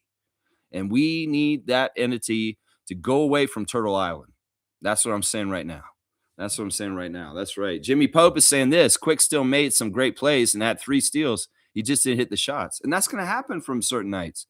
And I really do feel like it is sometimes a specific matchup or it's just a certain day where his biometrics are off. And there's nothing wrong with that. Nobody's supposed to be perfect. And understand all the times Quick has contributed in a major way in the middle of it all to score a lot to help us win, hitting game-winning shots and doing all kinds of stuff. It's like these guys can switch. Who's going to do it? I've been saying this for years on this channel. It's not every individual has to do perfect every game. It's just everybody's contributions got to add up to that. And if Emmanuel quickly can shoot 1 for 12 and the Raptors still beat the Pistons, so be it. That's fantastic because his contributions are somewhere on the court. They are. They are. That's right. That's right. Fiercey's here. Good morning to MJ, the great Fiercey Salsera. I have so much props I got to give you this morning. Fiercey, I love you, and good job raising Fiercey Jr. and all the good stuff you're doing in your life. All right, MJ saying, good morning, fam, and happy Monday. Yesterday's game was so good to witness. We matched their physicality and dominated on second chance points. All the Jakob haters should apologize, for sure. And you know what? I'm going to say thank you, and I'm going to appreciate you right now.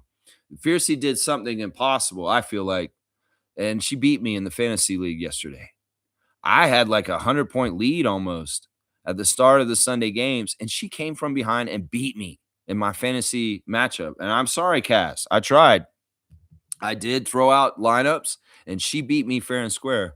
And the reason why I'm so proud of this is because Fiercey's been a newer fantasy basketball player since we've been doing this the last couple of years. And she was a rookie. She made drastic mistakes that really hurt her whole season. But she's plugged away. She's learned every year. She's gotten better and better. And wow, she beat my ass yesterday. Good job. And she stays alive for our playoffs. This week is the last week of the regular season in the Raptor Freak Yahoo NBA Fantasy League. So get your lineup set. And this is the last chance. In some ways, Fiercey, you're in trouble still because you had to play me. And this week, you play the one defeated in the last week, HC. And he hasn't lost but once this year. And you have to win this week to make the playoffs so that you can try and even it out with Philadelphia's Nins and try and get in. It's going to be very, very tough. But I'm going to tell you right now, you beating me this week, in some ways, that might be your championship. So bravo. I have to give you so much credit for coming back and winning. The other winners this week were Kareem won his matchup over Bryce. Kaz beat Cool Cat. Jason Dukes beat Nins. Gerald beat Omari. MK beat Amit. And HC beat James. And Andrew beat Logical Raptors Fanatic. So, yeah, congratulations to all the winners. This is the last week of the regular season. And then next week, we start our Yahoo NBA Fantasy Playoffs. But, yeah, bravo, Fiercey. You beat me. You came back and beat me. I was winning all week, and she beat me on the last day yesterday. That's a huge accomplishment. And I want to recognize it on the channel. That's right. Yeah, Jakob Fire. That's right. There's HC right there. Rise and shine. Great game. The one defeated. Good morning to you, sir. I hope you're having a fantastic Monday morning so far. Always good to see you. I know most of us are having a great Monday morning because of yesterday. That's right. Jimmy's saying this, a healthy Yak all season, we would be a top 3 seed. Yeah. Yeah. In some ways, that points to me to tell Bobby Webster, man, that's why we need that depth. That's why we need, 2 or 3 guys that can do kind of what he does, just in case. Because if you have another guy that kind of does it too off the bench, well, if Yak is hurting with his back, we have a little bit of another guy that can do it. That's why we talked about a lot Daniel Gafford at the trade deadline or something like that. Goga. Go get Goga from Orlando. It seemed like there was a couple options. We'll just have to see maybe this summer and what Bobby does in front office moves, if we can help get that center depth to the point where we do have more guys just as insurance beyond Jakob. Jakob is fantastic. In some ways, these guys don't grow on trees, and it's really hard to get talent size that's actually kind of quick up and down the court for your team. It's just really difficult. That's another thing that people don't say enough about Poeltl, is Poeltl's fast up and down the court for a man his size and his skill set. You can have a guy who's strong and really big, but he runs way slower, like a Steven Adams. But Yak is quick up and down the court for his size and strength. And that combination is rare. And that's part of the reason why they pay him $19 million, $20 million a year, Raptors casuals, is because that skill set is really rare and hard to find. And in some ways, he's the opposite of what y'all say. Y'all say he's overpaid and all this stuff. You're idiots. He's actually not overpaid. We're really lucky to have him. And in some ways, you could maybe make an argument he's underpaid. Because to pay for that kind of size, I feel like these fans don't know the history of the NBA. Like, who was making the big, huge contracts in the first place? The big man. Shaquille O'Neal, Akeem Olajuwon. These guys got big, huge contracts, the earliest ones, because they were the premium. These were the dominant guys. These are the big guys in the league. Well, Jakob's a dominant guy. So maybe the money in your eyes looks like it's too much, but actually, in some ways, to me, he looks like he's actually a good deal. And in some ways, we got him at a good price, locked in before things balloon with the money from Amazon and Peacock and all that kind of stuff starts happening in the next couple of years. Quickly, and Pirtle's contracts are going to look real good as the salary cap grows in the next couple of years. And everybody's just reacting to it now. And the other thing that nobody talks about with those guys too is their front-loaded contracts where they get paid more now and later on their percentages go down. And that is conducive to the Raptors adding talent to their roster to get to the next level of competing for the Larry O'Brien. So it's like, it's so off base, the takes. And really, they get these takes from the US media. They get this from stupid articles like ESPN putting it out, the all bad contract team, and Pirtle's name's on there. So people see ESPN say this and don't understand that they're gaslighting a company that fucking doesn't tell the truth. They want to just make perceptions. And they run with it. Oh, well, ESPN said it. Obviously, Jakob's contract's bad. So I'm just going to parrot this all over Reddit, even though I'm not thinking for myself. I'm just saying what ESPN told me to think. I mean, seriously, this is half of what this shit is with Poeltl and his contract. It's just people listening to people they shouldn't listen to, because in some ways they don't watch the Raptors even in the first place. They just write slander against us. They just blindly write slander against us. That's half of what the U.S. NBA media is. They don't pay attention to the Raptors, actually. So this is right out of their ass. Oh, that sounds like that's too much for Poeltl. So let's just write him in as a bad contract. And then the sheep and Raptors Nation follow that, and they start touting it as being gospel and true. It's not true. It's not true. And I just explained all the reasons why in the last 10 minutes. It's not true. It's not true. Let's see. Fiercely saying, I see why the Pistons' record was atrocious the year Cade was out due to injury. Without him on the court, they have a totally different look. He creates the offense. He's such a great franchise player. Listen, I was very impressed with him yesterday, but also I was very surprised at how he got so pissed in the middle of the game and got a technical. That's very interesting to me. Mark Davis and Eric Lewis, they don't take no mess. They just don't. Those are the kind of referees that if you bow up or say something to them, they will be punitive. They will come back and get you. So you don't want to show them up. You don't want to talk trash to them, because Mark Davis will get you back in calls. He will. And Eric Lewis is similar. It's so weird, man. Eric Lewis looks like a criminal, man. I'm just saying. I'm just saying. He just has these vibes to him that's like, don't trust this dude. This dude's dirty as hell. Seriously. He just has that vibe to him. He has an aura around him like that. It's like, this dude, there's something off about his energy, and it's dark. There's something dark about Eric Lewis's energy. Let's just put it that way. But he was a great ref last night. He was great. Let's see. Jimmy's saying, yeah, the Pistons struggle with playmaking when Cade is off the floor. And that makes sense. Part of that could be them selling off all of their veterans in the offseason. That probably wouldn't be a problem if Schroeder was still on their team. If Dennis was still on their team, that probably wouldn't be half the problem. So they don't really have a backup point guard correctly right now. It's kind of what we're saying right now. Yeah. The playmaking of old vets like Beasley and Hardaway and these guys who were on their team in recent years that aren't on the team right now is missed. Because if Cade's out and you have a lot of young guys coming off the bench like Green and Holland and all those guys, they don't have the NBA experience that Tim Hardaway Jr. and Dennis Schroeder have.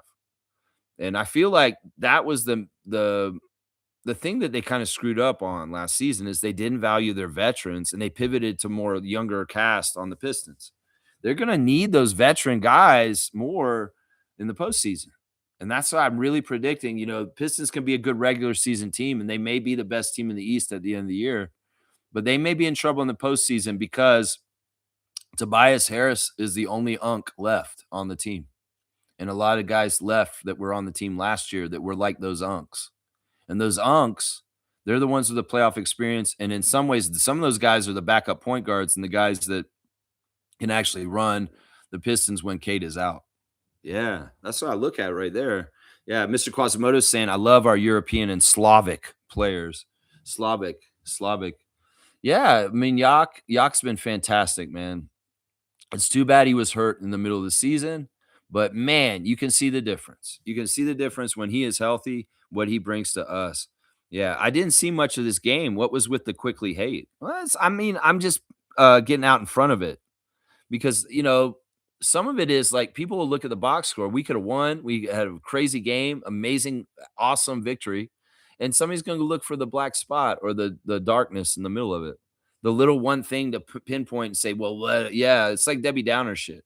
It's like y'all won, but what about quickly 1 for 12? Meow. I'm like, oh, okay, Debbie Downer, go ahead and fucking put that shit out there. Who cares? We won.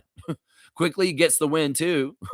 It doesn't matter. He had a dud game for shooting, but he contributed in all kinds of other ways. Yeah, whatever. You go ahead and say that. You go ahead and say that about Quickly. But you're just the person that wants to point to the one negative and the whole positive of everything. Yeah. I always am suspicious of that kind of energy. And in fact, if you see that energy in social media, you should be like, you're not really a Raptors fan, are you?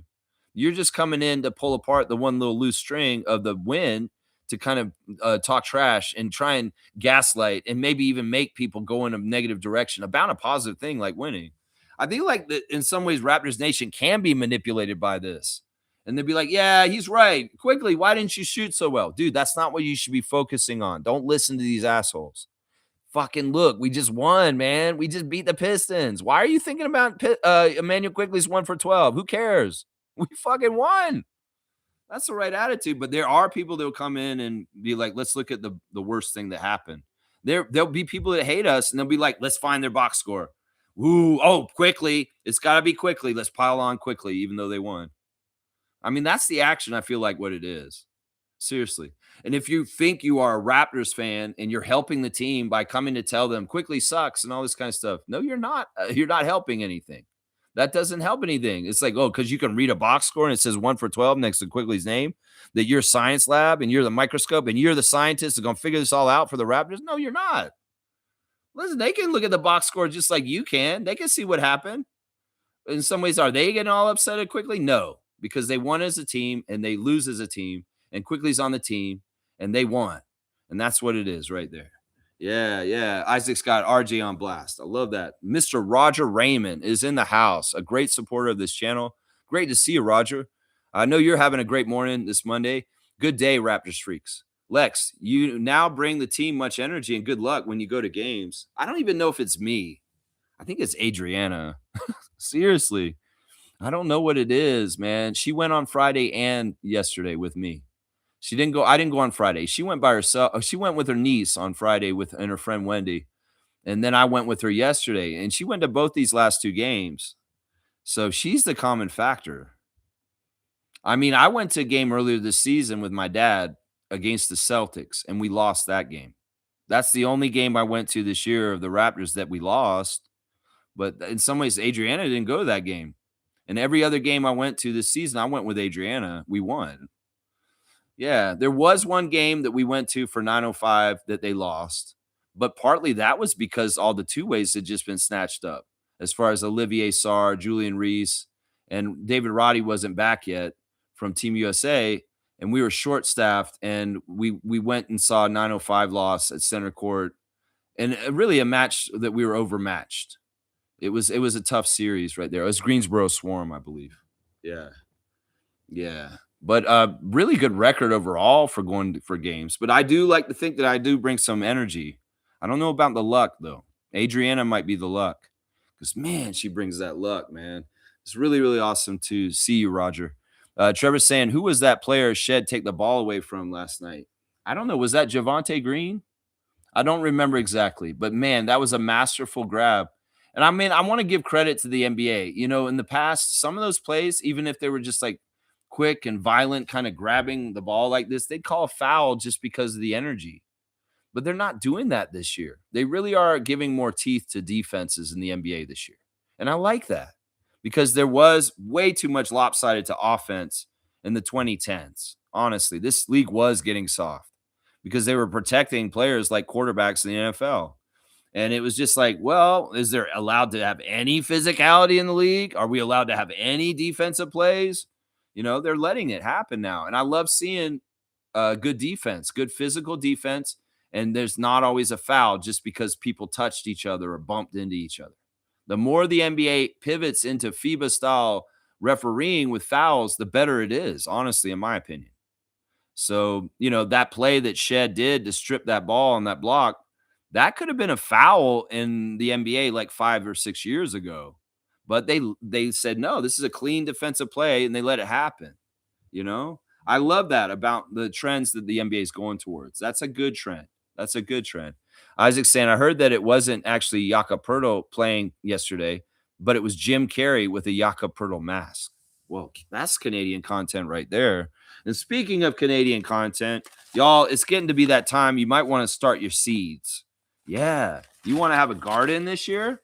Well, maybe you need to start your carrots or your radishes or your beets a little early, or some of them you shouldn't, but some of them you should inside. And I want to show this off. I'm so proud. Look, I got germination on my tomato plants, and they're just early starting on this side at least. And there's nothing on that end. But right now, these ones have come up just in the last couple days, and I got to get my tomato plants growing early so I can transplant them out there. But listen, the company I'm using is Ontario Seed Company, and you want to keep getting seeds from Canada, support Canadian business. You want to start your garden. It's like this is twofold. I want you to support the Canadian Ontario Seed Company to support Canadian industry, but also support yourself by growing your own food. Grocery prices are going out the roof.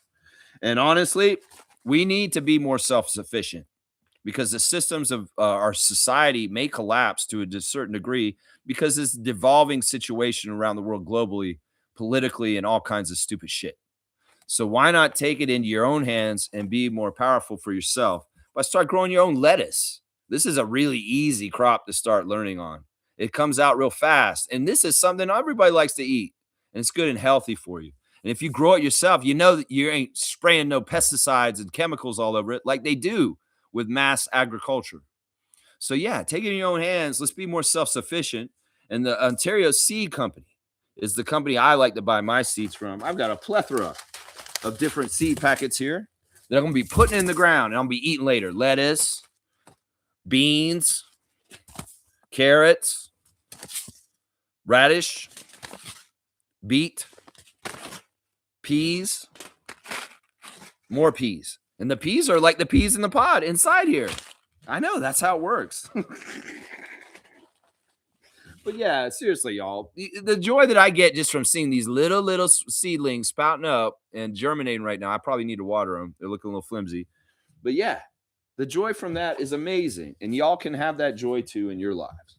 So yeah, Ontario Seed Company, grow your own food. That's what I'm saying right here. Ibrahim's back. Good game yesterday. Good to see you, Ibrahim. Yeah, it was entertaining. It was fun. It was exciting. And as I said yesterday, let the best team win. And well, yesterday the Raptors were the best team. But that is not forgiven every single time we meet. And we will see you guys on the end of the month in Detroit for the last game of the season series for us with the Pistons. And well, we're 1-1. And there is a chance for the Raptors to win the season series in Detroit in Little Caesars Arena at the end of the month. When we come back from this road trip, we will come back, play a home game or two, and then we can go to Detroit and play you guys for the third game of the season and the last game of the season. And, well, I think that Darko could have a really good pep talk before the game to say, guys, I want to beat the Pistons for the season series. We win today. We beat them 2-1. That looks good. That looks real good. That does. Good to see you, though, man. Bryce is saying, good morning, Lex and Raptor Freaks. Good morning to Bryce Lawson, Raptor Freak, holding it down in the great state of Kentucky, a bluegrass state, a wildcat country of Emmanuel Quickly. Amazing third quarter lockdown. B.I., RJ, and Yak, chef's kiss. Scotty near triple-double. Really good game from the boys. Big win. Yeah, I'm with you on that. Let's look at that third quarter for a second. The Raptors scored 34 points, and the Pistons only scored 17. We doubled them up. That was such a crucial quarter. That was a really good quarter. I said that at the end of it. I was like, man, this was such a good third quarter. Yeah, we doubled them up. And I think that's really interesting how our defense was just really powerful. And a lot of this is the healthy back of Yak. It's the more active and learning of Scotty and leveling up as a team defender, a help defender, all kinds of defender, maybe even the added extra emphasis and effort of the other three guys in the starting lineup, BI3, IQ, and RJ. Those guys have all made big jumps in attention to defense and effort on defense and trying harder. And in some ways, you get a really good quarter like that. In some ways, it's like what we were doing earlier this season where we kind of ratcheted up after halftime, and there's adjustments from the coaches talking to them in halftime, and they come out and they show results immediately. Because there was a pattern of this earlier in the season where the Raptors would come back from the half and they would absolutely have some sort of new thing that was powerful, and they were beating the other team really quick all of a sudden. So I like that. I like that. They do that, the adjustment at halftime, show the results in third quarter. And then in the fourth quarter, they ratchet up the excellence on the execution of their offense with high percentage shots and really helping each other get to those spots. And then they ratchet up the defensive intensity. And we even saw Scotty coming up and guarding 94 feet at the end of the game last night, where he was trying to pin a Pistons player in the corner and just kind of all over him right up when they inbounded the ball right there. Man, they started booing Cade when he just let the ball roll up the court like that. That was funny. It's like, dude, he's just rolling the ball on the court. Why are y'all getting mad at him? There's like fans are going boo, boo, and he's just like watching the ball roll up the half court. I mean, Raptors teammate needs to run up and just grab the ball if he's going to do that, right? Oh, it's so funny. Ibrahim's saying, you guys definitely outplayed us, especially in the third quarter. What really lost us the game was that offensive foul on Cade when the score was 109-114. Yeah, I forget if that play was reviewed or not. Yeah, that was the one. That was the RJ review, right? Yeah, that was a key play. That was a key play. And, JB's smart to, like, challenge when he does. Like, I respect JB Bickerstaff. You know why? Because when he was on Cleveland, he had a really good team there, and they disrespected him. They're like, nah, man, we're going to discard you and go get Kenny Atkinson. And I felt bad for JB Bickerstaff because I felt like he was doing a good job for Cleveland.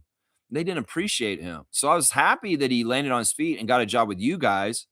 But with you guys, there was no guarantee that he was going to have winning around him. But I love his story because, like, seriously, that probably pissed him off what Cleveland did to him. And y'all being Central Division opponents, that's a gumption right there. Like, in some ways, JB Bickerstaff's got a chip on his shoulder against the Cavs. I'm sure he does. And he should. But I love redemptive arcs. I love the fact that, in some ways, the Cavs didn't want him anymore. And he's gone to the Pistons. And now, look, bitch, I'm the number one team in the East, is what he's saying right now. So I can get behind that energy for your coach because I feel like Cleveland did him wrong. In some ways, it's echoes of Adrian Griffin in Milwaukee and what happened with that. In some ways, it echoes of that. So, yeah, salute to your coach, man. He's a good coach. And you should be happy to have him coaching. I know Casey was a weird one before. We love Case up here. I honestly believe Coach Casey is one of the greatest Raptor coaches. I put him above Nick Nurse even because I understand how much Dwayne Casey built up our team to get to the point that Nick Nurse finished it at the top.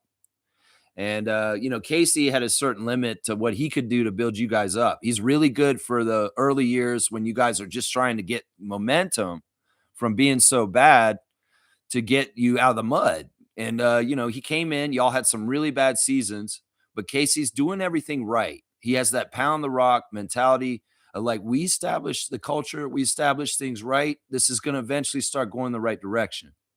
And he was the beginning of it, but, he's old. He didn't want to be out there. You don't want to travel. You don't want to be going through all the shit. He's kind of an ornery guy. In some ways, he can do that Danny Glover. I'm getting too old for this shit. And he did. He went more into the front office. And then they brought in Bickerstaff. And yeah, I like the journey of y'all's team. I like the journey of you guys coming from very much in the bottom all the way to the top this year. Because in some ways, your fan base and your people deserve to feel these good feelings of winning because there has been some dark times for your team in the last 10 years, for sure. For sure. So yeah, this is how I feel about it, man. And respect the JB Bickerstaff. Seriously.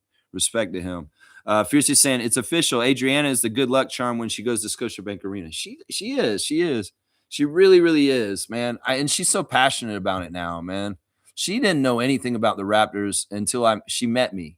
And I totally brought her into this world. And sometimes she blames me for it. You made me into a Raptors freak.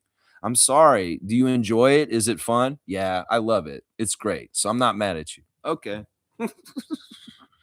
And now she's drawing her niece into it. And I'm sure her sister loves that. Oh my gosh, her sister hates me. And in some ways, her sister is just a pain in the ass. But you know what? Your daughter loves the Raptors now. Too bad. All right. Neil's saying this Pelicans game was the second night of a back to back.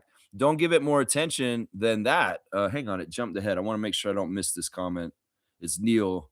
Wow, you guys really filled it up. We'll do a Lexathon. I don't mind, man. We need to get all the comments and the opinions on what happened last night out on the show on the show today. I will get through everybody's comments. Don't worry.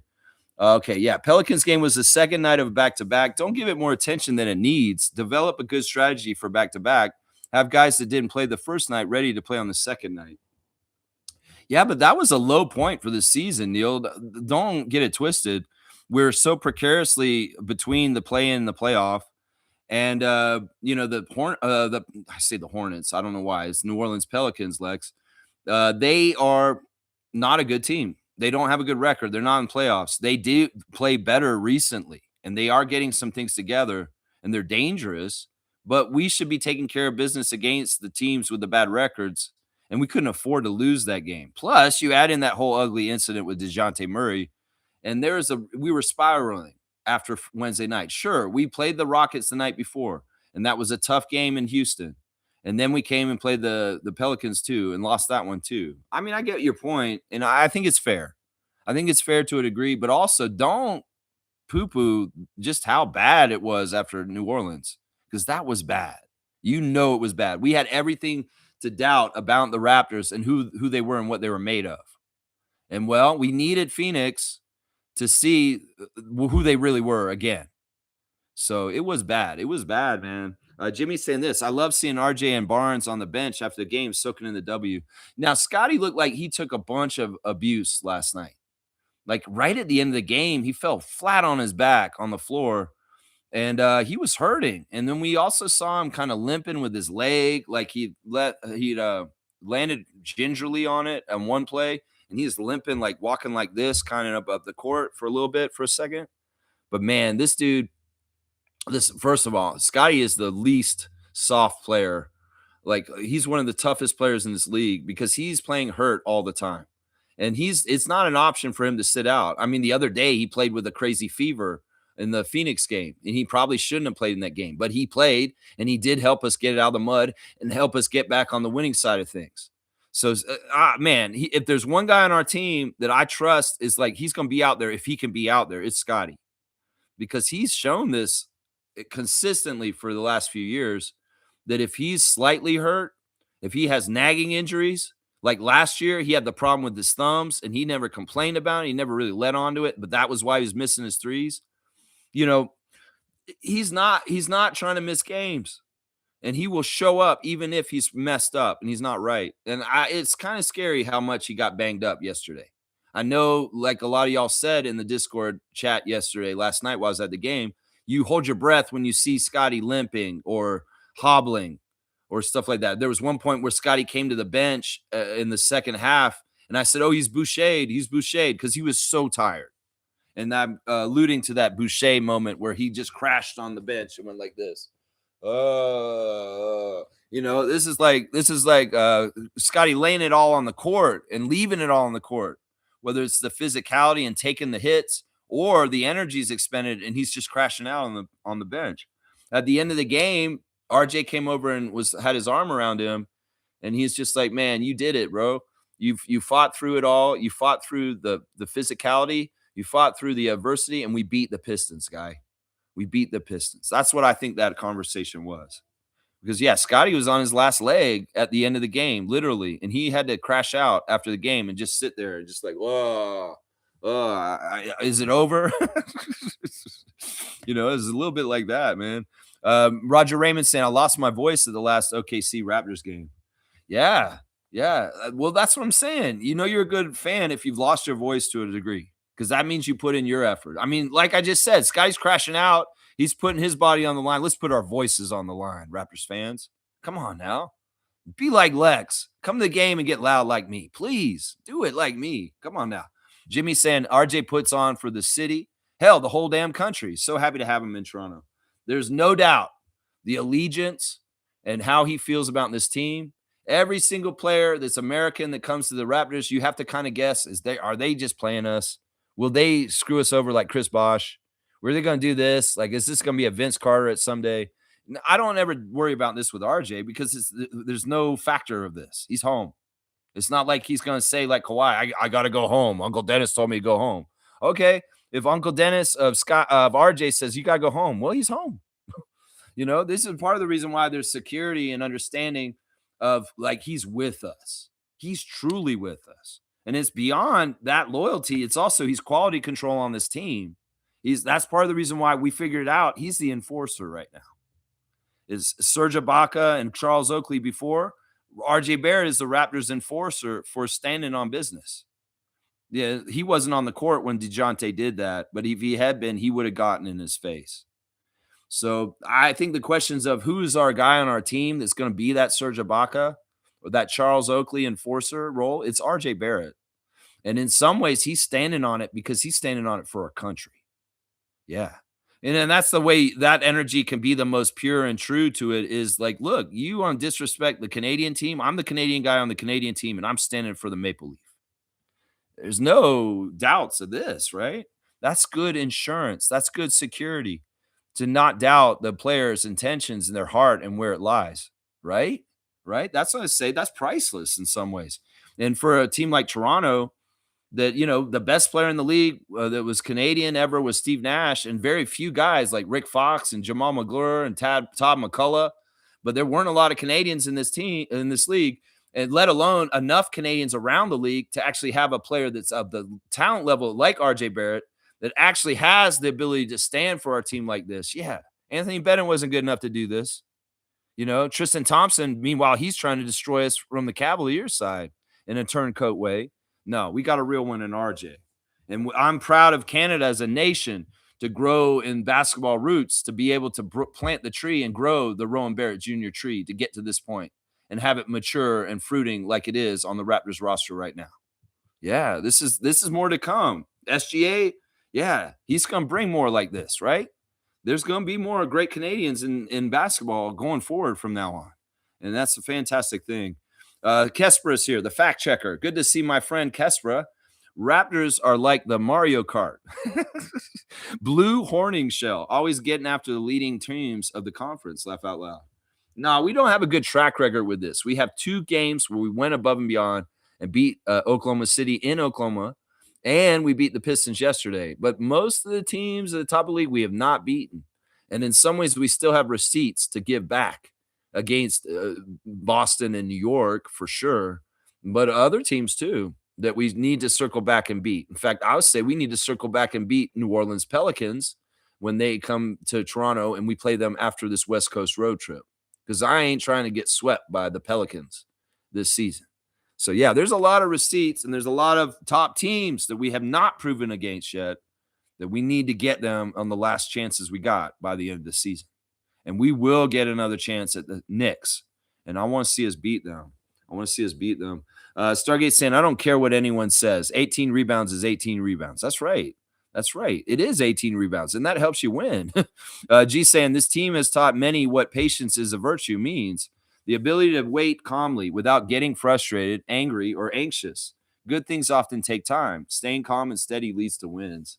Yeah, because if you overreact to losses, you panic and you make bad decisions that screw up the path you're already on. This has been one of the biggest things that's fucked up the Knickerbockers for so long, is that they get impatient. They think that they don't have things right. And instead of waiting it out and getting through the adversity, they change their team completely. And they go back to the drawing board and they never get anywhere. That's why the Knicks have been the way they've been for so long, is they have no patience. Their media drives this. Their fans drive this. There's questioning. There's articles. It's toxic. And well, if you don't have a smart GM that's confident in themselves, they may listen to the noise and panic and overreact and make gut moves that they didn't need to make that weren't the right move. That's why Ujiri and Webster, the way they've ran this team over the last 12, 13 years has been so smart because they're very methodical. They have a plan. They have an idea what they're doing and they stick to it. And in some ways, they don't listen to the noise or care about what people are saying. They're going to go do what they do. And sometimes less is more. Because seriously, think about this as like a garden. If the Raptors are a team or a garden and there's 12 or 15, 18 plots for each plant to be sitting in there, you want to rip out each plant as it grows. You got to put in a new plant and let its seedling and grow up next after it. And you got to wait for it. If you're changing your players so often, you're ripping plants in and out. How's your garden look? Because you're transplanting so much. Yeah, you need to let them establish roots and grow in that spot. But if you're switching the plants out every once in a while, all the time, are you going to get anywhere? That's the whole thing right there. And that's why patience as a Raptors fan for this rebuild and this change is not switching guys out just because you think Emmanuel's shit because he went 1 for 12 or Jakob's garbage because his back's hurt. No, let these plants stay in their plots and continue to grow, and you will see how it goes over time. There's a lot of life lessons in basketball. They say basketball is life. Well, it's true. We can learn a lot from the NBA, the Toronto Raptors, and the way the NBA, you got to do things to win. And like I said, the teams that gut react and overreact and do things really quickly are the teams that are shooting themselves in the foot and spinning their wheels, and they aren't actually getting any traction. You can look at all the teams that have won championships in recent years. They've stuck their guns. They've built around certain guys, and they've built and grown from it. Oklahoma City, Denver, Milwaukee. Their championships came from growing towards it with certain players that are the same and not switching guys in and out over and over again all the time. So when Bobby doesn't make so many moves, I'm happy. In some ways, it's just like OG said in the bubble, I don't shoot to miss. Bobby does not draft to miss. So if you're trading guys like the Warriors are trading Kuminga or letting Wiseman go, that means you fucked up when you drafted. And Bobby's not trying to fuck up when he drafts. He's trying to get it right, calling Murray-Boyles and different people, Scotty Barnes. And that's the whole thing. If you're making trades, it's usually because you fucked up or you didn't do your team right and you're trying to fix it. Well, you want to get it right in the first place so you don't have to rip that plan out and put another one in, right? Right? That's the way I look at it right there. Patience is a virtue. And, this is a tenement that everybody can apply to their lives personally. Seriously. Smooth saying this, today is the deadline to have that roster spot filled. I wonder who gets that spot. Yeah, there was late news on this a little bit. I think it was Blake Murphy talking about this or Grange. It was one of the two. And basically what I'm hearing is that the Raptors are not going to get a set guy. They're going to do the 10-day contract thing is what's going to happen now. And I'm going to guess they may actually do this. They may actually bring up Markelle and give him a 10-day contract tryout with the Raptors just for the hell of it. They might do that. Seriously. Markelle Fultz may actually get on the Raptors if they're doing it this way with the 10 days. If there's other guys on the 905 that have a chance or there's other guys around the G League, that's probably what they're going to do for a little while. We've seen this the last few years at this part of the season where there's a cycle of 10-day contracts that are rolled out for different guys. Some of them will be like for Eugene Oberoi, for just a reward for playing well in the 905, and you get a little pay uptick by getting the 10-day contract with the Raptors, but you don't get to play on the court, but you're getting an economical boost to your pay for the season. That's sometimes something they'll do. Like they may pick one of the Raptors 905 guys and say, man, you did so good this year for us. We're going to reward you. We're going to bring you up for a 10-day contract.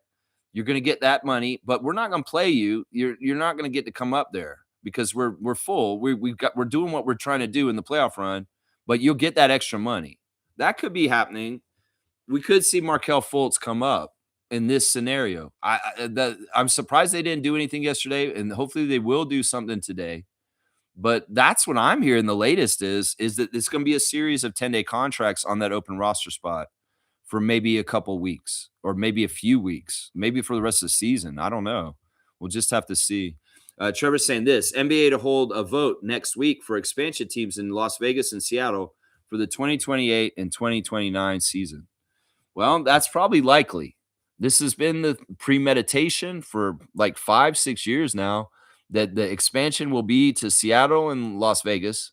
and that Adam Silver just wanted to nail the media deal down with the big companies that he did in the last couple of years. And now that that's done, the next stage was to add the expansion. So I could see this happening. I could see this happening. Of course, let's allude to the WNBA real quick and do an update on their collective bargaining agreement situation. I'm hearing like Savannah Hamilton has this really crazy skit on her Instagram right now of reenacting the negotiations for the WNBA right now. And it sounds like the WNBA owners side is just absolutely being jerks. Because basically, if you guys don't know what's going on with the WNBA and why they're on strike possibly very soon, the owners originally right now give 9% of the earnings, the revenue from the WNBA to the players. 9%. The NBA players get 50% of the earnings, and the owners get 50%.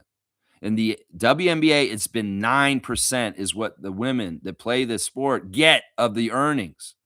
And there's also shady shit like the owners of the WNBA are trying to say, we want to get all of our costs paid for, and then we'll pay you with what's left afterwards.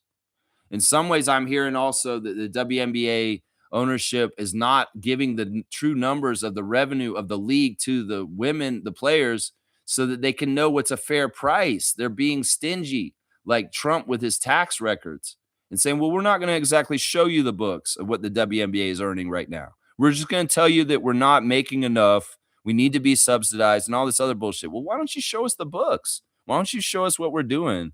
Some of it just smacks of using women to inequality of pay. And of course, people of color is a factor in this too.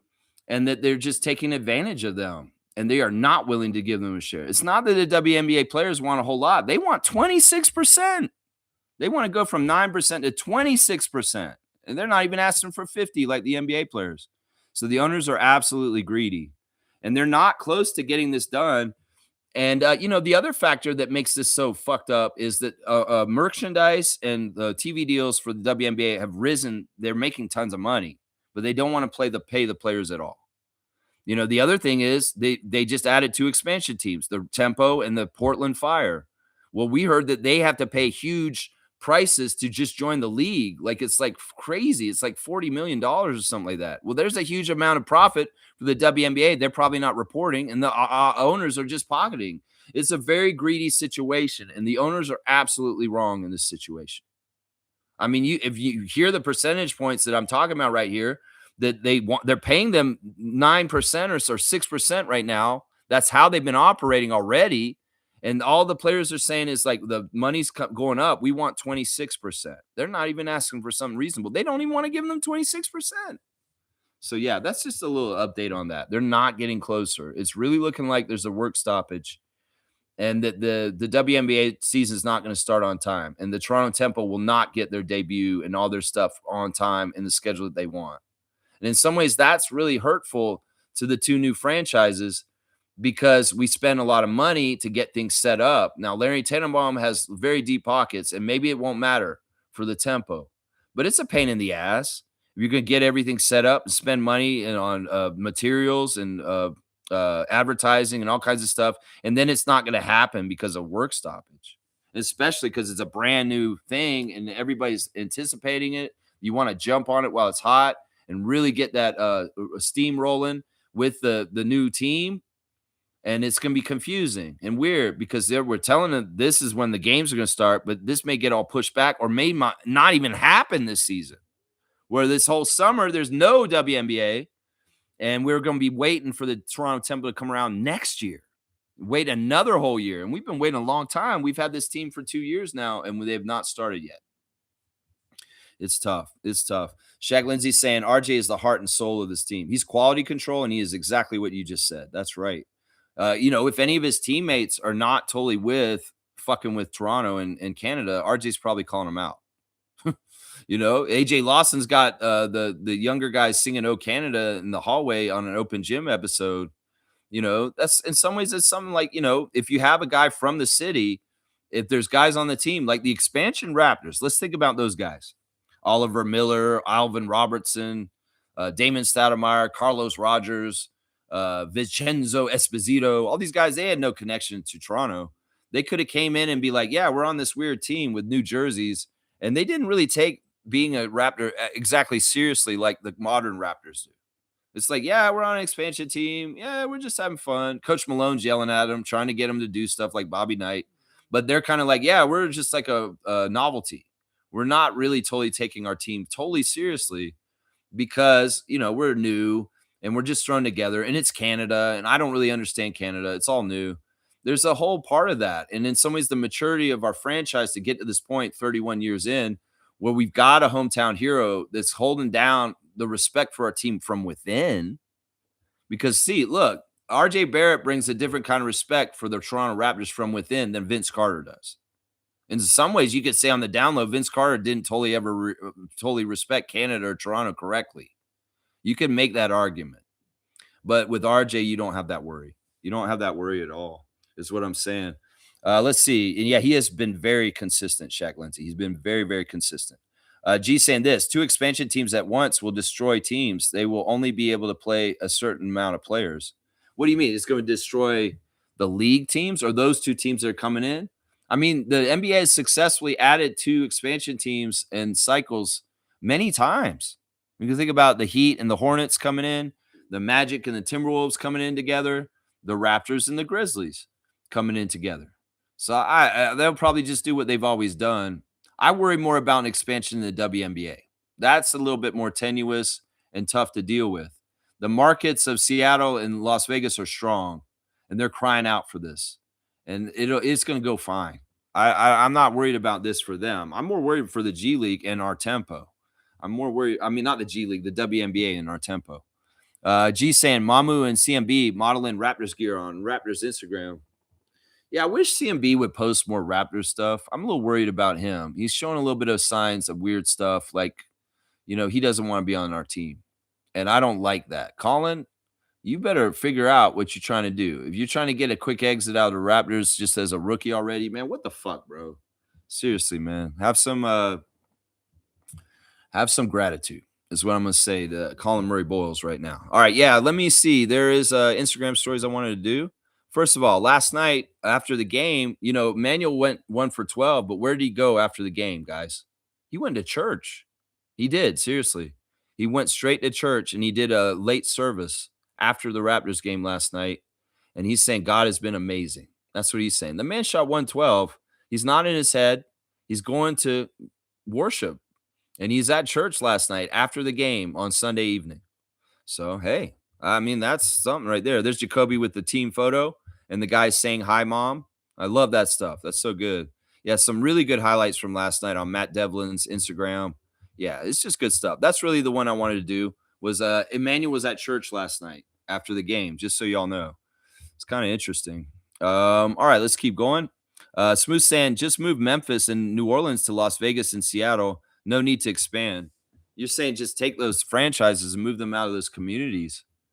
Memphis is so under siege right now by different dark forces right now that in some ways that's not nice. And the same thing for New Orleans too. Those cities need those kind of economic drivers. I was talking with Steve last night about how all the teams are running away from Oakland right now. The Raiders have left, the Athletics have left now, and the Warriors had left Oakland a couple years ago and went to San Francisco. And what does that do to a city that, it depresses it more economically? Sometimes these teams are necessary or helpful for economics in these cities. And you got to think about the three cities I just named: Oakland, Memphis, and New Orleans. What is it about those cities? They're lower income. They're minority rich. And it's just kind of like, that's the wrong direction. The NBA wants to expand. It doesn't want to detract or move. And there's nothing wrong with them adding more teams. More teams mean more jobs and more revenue. And it also means that there's a lot of good players around the world. It's not like they're going to be lacking for talent. I think that the old argument that the NBA is watered down and worse if there's more teams and more of that is over, because there's so much good talent around the world coming to the NBA from international places and even from within and Canada now, that adding more teams and having more roster spots in the league is not as much of an issue for watering down the overall talent of the league, because there's just so much talent at this point. So I'm going to disagree with Reggie on this one. Those cities need those teams for economics. And it's not the plan. I mean, I get why you're saying it and you think like this and this, no need to expand. But no, if Adam Silver wants to expand because of, and especially in the Las Vegas market, well, he's going to do that. He doesn't want to retract. And in some ways, moving a franchise existing to another place, it's a lot of work and only done if the owner wants to do it. So we'll just have to see if those two cities lose their teams for somehow, some way, because they get moved to somewhere else. So be it. But I'm not encouraging it or rooting for it myself. That's me. Shaq Lindsay saying, "Goose who's back? Yak is back. Yak is back. Tell a friend." Guess who's back? Guess who's back? Guess who's back? It's his back. It's okay. Yak is back. Yeah, na na na na na na. Yeah, we'll sing the great Eminem from Detroit on the day after we beat Detroit. That's right. Why not? Why not? Why not? Nago saying give Vancouver or Montreal a team. Well, that's the thing. Maybe that's how that works. Maybe it's like the reverse NHL move. Take an American team and put it in Canada. The Memphis Grizzlies, well, maybe they become the Montreal Grizzlies. Wouldn't that be weird if that franchise starts in Vancouver, moves to Memphis, and then down the road it goes from Memphis to Montreal? Wouldn't that be weird, man? There's some Canadian roots in the Grizzlies franchise. It started in Vancouver and now it's here in Montreal. That's plausible, guys. That could happen, what I just said, where the Grizzlies are in Canada again and in Montreal. Isn't that weird, man? Smith's saying the dilution of talent with two more teams. Wow. Yeah, I don't agree with this. You're crazy. There's so many good players in the world at this point. There's so many good players. I mean, from watching the G League and the CBL has made me realize this more because there's so many guys in the G League that could play in the NBA to a certain level. CBL is really good pro level stuff too. So yeah, I'm going to disagree with you wholeheartedly on the other side of this, Reggie. This may have been true back in the day. But as part of the whole phenomena of better skilled players all around in the basketball world in the more modern era compared to the old role player era of the 80s and 90s that we grew up on, that's not a problem anymore. That may have been a problem, I don't know, 25 years ago, maybe 30 years ago, what you're saying, but it's not anymore. It's not anymore, man. The gateways for people to come from Europe, Africa, and all around the world are more wide open than ever. And when you allow the best talent in the world to come to the NBA, there is room, and it's not diluting the products. Trust me, it's not. It's not. Long Star Bo Bandy, thank you for subscription. I appreciate you for being here, man. He's saying it was nice to run into you before the game. Most players did so well, and I love wearing my Ingram jersey. Scotty and Ingram are like a tag team with another awesome player like RJ. Oh, is this Brandon? Is this Brandon? My good buddy Brandon, who goes to the 905 games, season ticket holder. Man, yeah, it was nice to run into you too. It's so funny, man, how we keep running into you. I mean, obviously, Brandon is a Raptors freak because this man is a diehard season ticket holder of the Raptors 905, and he goes to all the 905 games. And then he just happened to be at the Raptors game last night too. And Adriana and I ran into him. So Brandon, salute, man. Thanks for coming into the chat this morning and say hey. And yeah, it's always a joy to run into you, my guy, before the game. It seriously is. And talking to you in between too. Yeah. Yeah. The Medi, relax. 173. Thank you for your subscription also. That was the most needed victory so far. It's a statement victory, and it makes us feel good. It gives us respect. You know, I want to see what the NBA ESPN power rankings put us at now after these wins against Phoenix and Detroit. They're going to tick us back up, hopefully, back up closer to around 11 or 10th in the league because we fell to like 14th in the last ranking. And I want to get back up to where we were before. And these wins will add to it. They have to factor these in. They just beat the Pistons. They've got to factor that in. That's right. Reggie's saying, and you know the NBA will do everything in their power to make sure Las Vegas is good from the get-go. Relocation really is better for the NBA to go, in my opinion. Well, I'm going to honestly disagree. And part of it is because of the number that the league will be at is 32. And that's a way better square number than 30 because that's divisible by 4. And, you know, they can do divisional realignment. They can have a better geographical realignment of shifting teams like Memphis and Minnesota into the Eastern Conference, or maybe New Orleans. I don't know.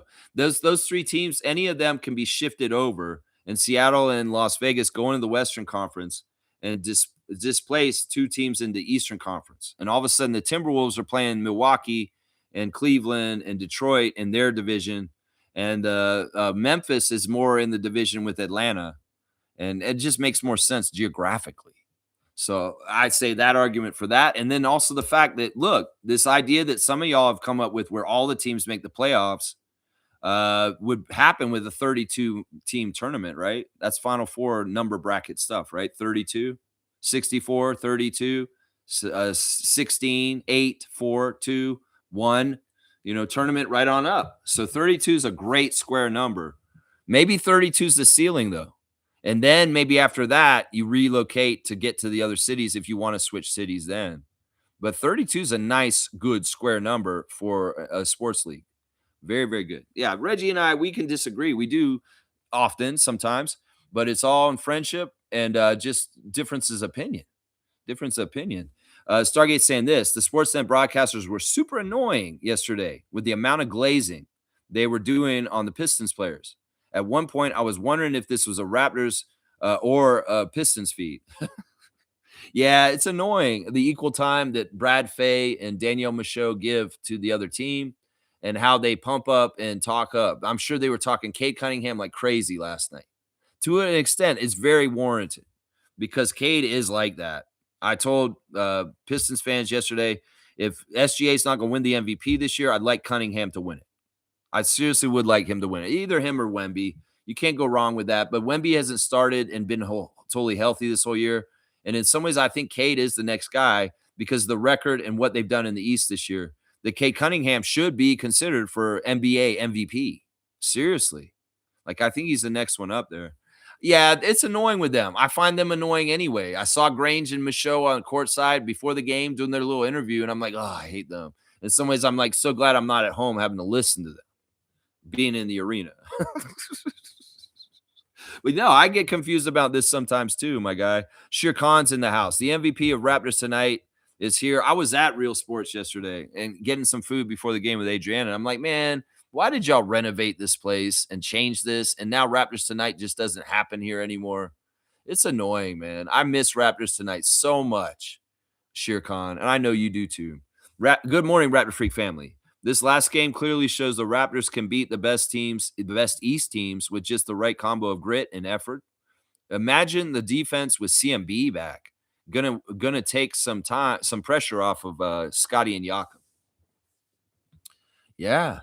I mean, Colin is a whole other X factor of help. That's why I want him to hurry up and get better and just show initiative and show a dedication to our team. In some ways, I'm not totally getting that you're bought in, man. And in some ways, I don't know, being aloof or being a little weird, man, I want to see you really want to play for the Raptors and win with the Raptors, Colin Murray-Boyles. Because in some ways, I'm a little worried about you, man. I get energy from you, and it started right from the start when you dropped the F-bomb when you were drafted by us. That in some ways, there's some allegations and worry about your energy and whether you really do want to be wearing the Raptors red. So, man, you need to come out and show us you do. And I know you're hurt right now, so you can't. But man, in some ways, I don't want you to be a waste of time because you're not truly bought in for playing for one of the teams in the league the Canadian one. I don't want to think that that's what's going on with you, Colin. Seriously. Shaq Lindsay saying, we played their game. We were physically imposed pressure on their wings and in the paint. We did a great job covering the three-point line, which is absolutely a strategy we needed to do. And we took that away from them. They did not. I mean, they're not the best three-point shooting team in some ways also, but they do have stars like Herder and Duncan that can hit some threes and are very dangerous three-point shooters. And Cade himself can be a very dangerous three-point shooter too. In some ways, I would say the Pistons from last year were a better three-point shooter team than this year. That's for sure. And it may be because of people like Beasley and Hardaway and Schroeder and stuff like that. I feel like they're a better three-point shooting team last year than this year. Shaq Lindsay saying, free DeMar. Maybe DeMar deserves to be in the position he's in. Didn't like the comment he made about the cost of living in Toronto, even though it's true. Yeah, all right. I wasn't going to bring this up until somebody did, because I did hear this interview, but he's just being honest. DeMar is such a nice guy. And in some ways, this doesn't denigrate anything about what he accomplished here in Toronto or who he is as a player. Basically, what he said was when he got traded from the Raptors to San Antonio, he saw the tax breakdown with the Texas taxes and realized he was paying so much in Ontario that he didn't realize how much of a difference it was. And he's kind of like, whoa. And he's just being real about it, but it's not like he would change anything. Even if he was ignorant to the whole thing about it, like the chunk of his money is coming out while he's in Toronto. Once again, we've made the argument it's not any different than playing for a California team, which he does right now.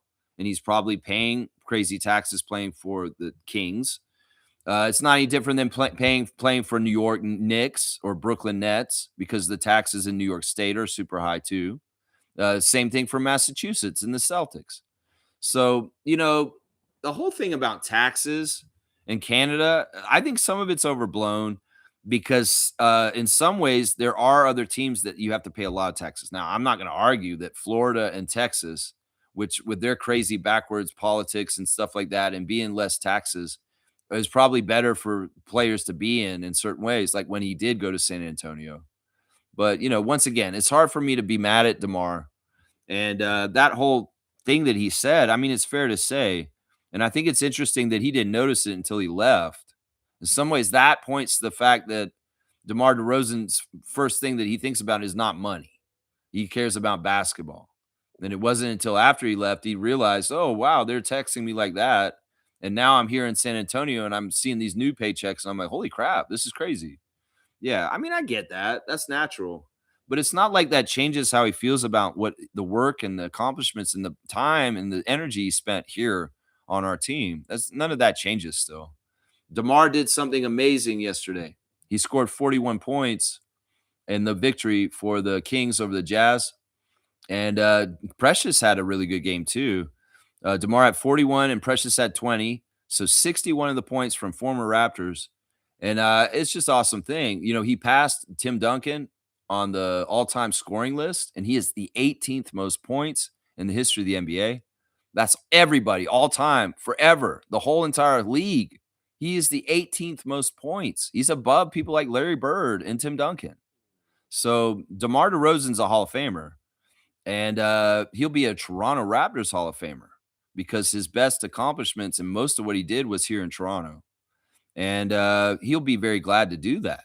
And in some ways, when he gets his jersey retired here in Toronto, number 10 up in the Raptors, much to the chagrin of Aubrey, it won't matter because it's all going to be good. And we're going to have him as a good standing alumni. And the love's going to just pour out. Seriously, man. But yeah, that was disappointing when I heard him say that. But in some ways, man, I got to give him a pass. In some ways, Thad Young saying stuff like this is different. But DeMar DeRozan, with his prominence and his importance to our franchise and what he did and the length of how long he did it and just what he did and the sacrifice that he got traded for Kawhi and then we won the championship, I can't get mad at him for this. It's the same reason why I couldn't get mad when his child yelled at us during the playing game and we totally messed up at the free throw line and we got put out of the playoffs in the last game Nick Nurse ever coached for the Raptors. So it's like he gets a pass with me because there's just too much time served. There's too much memories. There's too much good stuff that even if he said some crazy stuff, as long as he's good with us and he says he loves us and he wants to come circle back and get all the accolades when he retires eventually, I have no problem with him saying this. In some ways, he has the right to say this because he's being honest. Yeah, we probably did take more taxes out of his pay. We did, I'm sure. But yeah, this thing once again with taxes, people say taxes are a bad thing and all this stuff, but taxes are what run your city and what runs your country, and they're necessary. And in some ways, I'd much rather my taxes go to parks, schools, hospitals than war or paying Gestapo and paying for prisons and locking up people. Yeah, and that's what the U.S. taxpayers are paying for. In some ways, at least I know up here in Canada, most of my tax money goes towards worthwhile causes and things for the community. That's all I'll say about that. Yeah, Kessler was saying, "Hi, Mom. A funny way to practice free throws." Yeah. Let's see. Smooth saying NBA players complain about cost of living is funny. Yeah, we don't want to hear that. Not in this world today. No, we don't. No, we don't. Kessler saying it looks like it's working. Kenne's here. Good morning, Kenne. Great win. Hope we do well on the road like before. Yeah, I hope so too. This will be another good test. Let's see if we can keep this winning momentum going into Chicago. We've done well against Chicago in recent games against them, so we need to continue that and beat them again on Wednesday. So yeah, tomorrow we'll have Tuesday trivia, guys. Raptor Freak Tuesday trivia, St. Patrick's Day. So yeah, come on in with your trivia hats because we're going to be asking questions on the channel and it's going to be fun. Trivia games are always fun. I know you guys have been asking for another one, and well, we get the chance to do it again tomorrow. So I'm going to write the questions this afternoon, and we'll have Raptor Freak Tuesday trivia, 9:30 a.m. tomorrow. That's right. Yeah. Yeah. Let's see. Milbester's here. Okay. Nick's Freak is in the house. Let's see if he's talking about baseball. Good morning, Lex. How's the Raptors been? Well, I don't know. Why don't you just look at the box scores and go check them? You always ask me how they've been. Well, we beat Detroit last night, and you guys haven't beat them, right? Is New York beating the Detroit Pistons this year yet? I don't think you have. Well, we beat the Pistons yesterday. So we're feeling pretty good right now. We're feeling pretty good. He's saying, I saw the news on Twitter.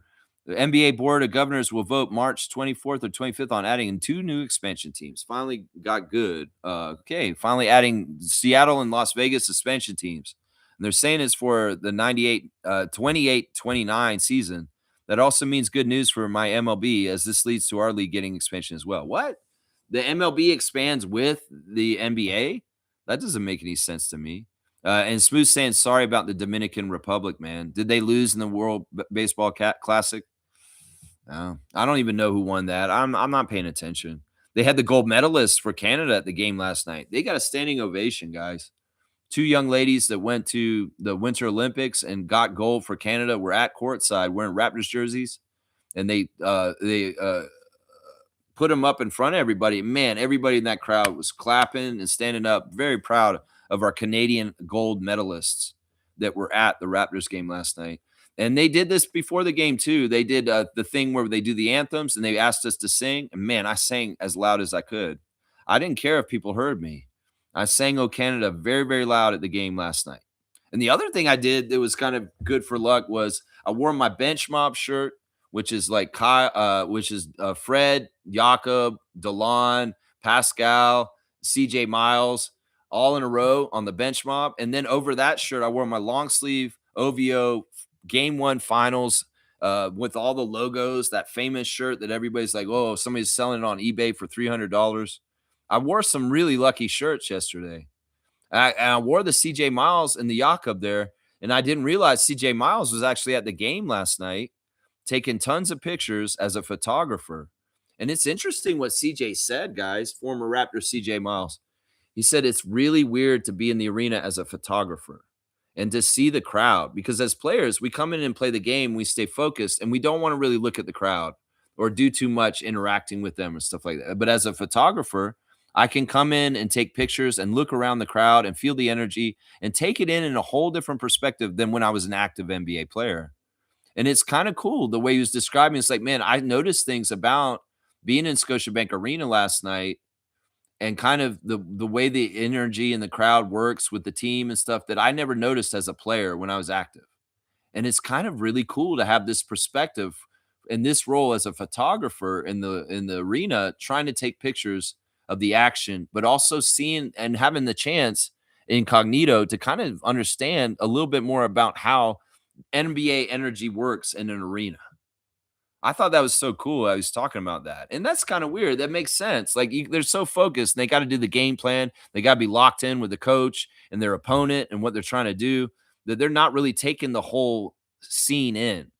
And CJ Miles is doing that now in his post playing career as a photographer. And he's like, he was going on about it. I was like, it's really interesting to hear him talk about this phenomena. I was like seeing a new perspective of NBA games as a courtside photographer instead of a player and understanding actually kind of some of the things with the crowd and stuff a little bit more different because I'm looking and observing. That's pretty cool. Maybe you heard me yelling. He's like, man, there's some guy over there yelling defense like crazy over there by himself. Yeah, that's pretty crazy, man. Yeah. Let's see. Milbester's saying, thanks, man. The ending was BS, but DR had plenty of innings and left and too many runners on base that were in scoring position. Okay, so they were there, but they didn't get it. USA was a better team. Was that the finals? Was USA versus Dominican? Man, everything USA is going to try and do right now, they're going to try and win because there's probably a State Department and all this America First MAGA bullshit behind it. Like even the hockey win that they just had recently, where they were bad sports and glowering and stuff like that about, oh, we won all stuff. I don't trust any of this shit. I feel like the State Department and weird government US stuff is we have to make sure America's strong in the ever changing world. So we have to win all of our sports. So I don't trust this. If there's any kind of rigging or any kind of weird stuff that happens in games that have to do with Team USA, I'm just going to guess that it's part of the Trump criminal world, and that for him, they have to be first. And he's probably calling people. It's like, you'll make sure that the hockey team wins, right? Don't worry, we've got it, Mr. President. Shit like that's going on. Like seriously, when there's a criminal in charge of the whole damn country, I'm not going to trust anything about what that country does right now because it's just criminality. He's a mafia boss. He's running that country like a criminal enterprise. And at some point, it's like, should any of us follow laws? Because the person who's in charge don't follow any laws or have any scruples or any chance of right or wrong. It's like to myself, it's like, well, the president's such a criminal. We should all just be able to be criminals, right? Because he's the leader. He's leading us to a criminal world. So it's like I'm suspicious of everything the U.S. wins right now. I'm suspicious of everything, man. I didn't watch any of it, so I no basis of real opinion on here. But I'm just saying in a general sense, understanding the CIA and the State Department, they're probably doing some weird shit to make sure that USA beats Canada in the hockey final of the men's Winter Olympics. Shit like that, man. Yeah. All right. Let me keep going. I'm not going to read about Aaron Judge. I don't care.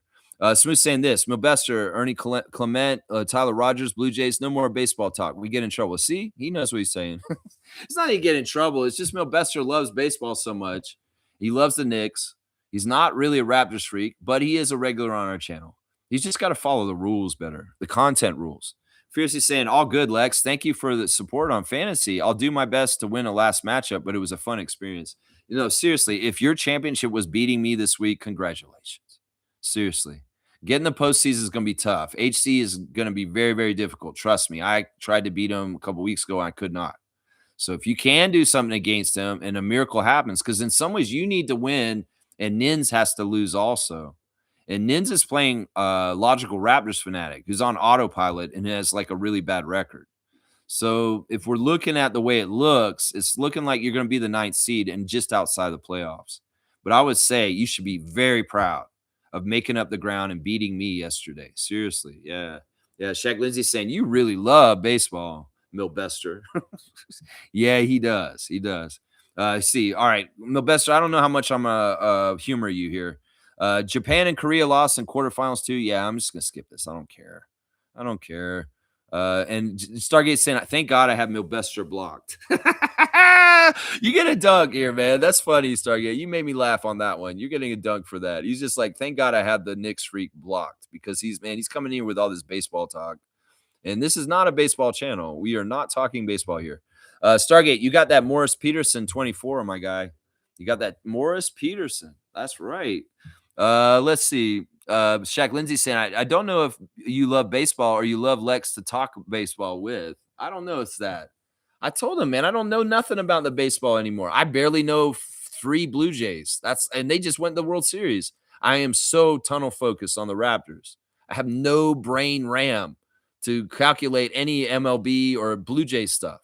I love the Blue Jays. I wanted the Blue Jays to win the World Series. Don't get me wrong. I am a fan of the Blue Jays. It's just that the energy I put towards the Raptors is very potently just for them and the 905 and basketball in Canada. And I'm not doing baseball in Canada. That's it right there. That's right. Milbester saying, I wanted Canada to beat U.S. so bad, but both our teams lost to the U.S. Yeah. Yeah. I mean, everybody wants everybody to beat the U.S. now. The whole entire world wants to beat the U.S. And it's so funny. Trump's so big and bad. He's going to go attack Iran and be the puppet of Netanyahu and go start a fucking war in the Middle East. And he'll declare that he won it already. Smacking of W. Bush on an aircraft carrier saying mission accomplished. But then he's saying, no, wait, we need y'all's help to patrol the Strait of Hormuz. Will you come help us? Mark Carney comes out and says, no, man, we're not doing jack shit for you in Iran. We are not getting involved in this at all. You do not have Canada's support. We will not be coming there. Now, Canada supported the U.S. on pretty much most conflicts. We did not go to Afghanistan. No, wait, we did go to Afghanistan, but we didn't go to Iraq, I think is what it was. But yeah, we pick and choose. But for most part, we'll come and help the U.S. when it has a real leader and somebody that's like, for freedom and democracy and the right things. Yeah, we'll come and support the U.S. And, the denigration of saying that British troops, French troops, and Canadian troops didn't do jack shit in World War II by Americans. Well, that's not helping things, you idiots. And I know that Canada helped in World War II because my grandfather fought in World War II in the Canadian Royal Air Force. So don't give me this shit. Y'all are going to denigrate us militarily and say we don't help. We do everything. Okay, we'll fucking go do everything. Now you're whining and crying because you want us to help. And Japan and Australia and Canada and all these other countries saying we're not going to help you with this shit. Why would we help you? Seriously, we're not doing this. So yeah, what is it, Trump? Did you win this war or not? Or do you need us to come help you? Well, you're not going to get us to help you. And you just sound like you're full of shit, is what it sounds like to me.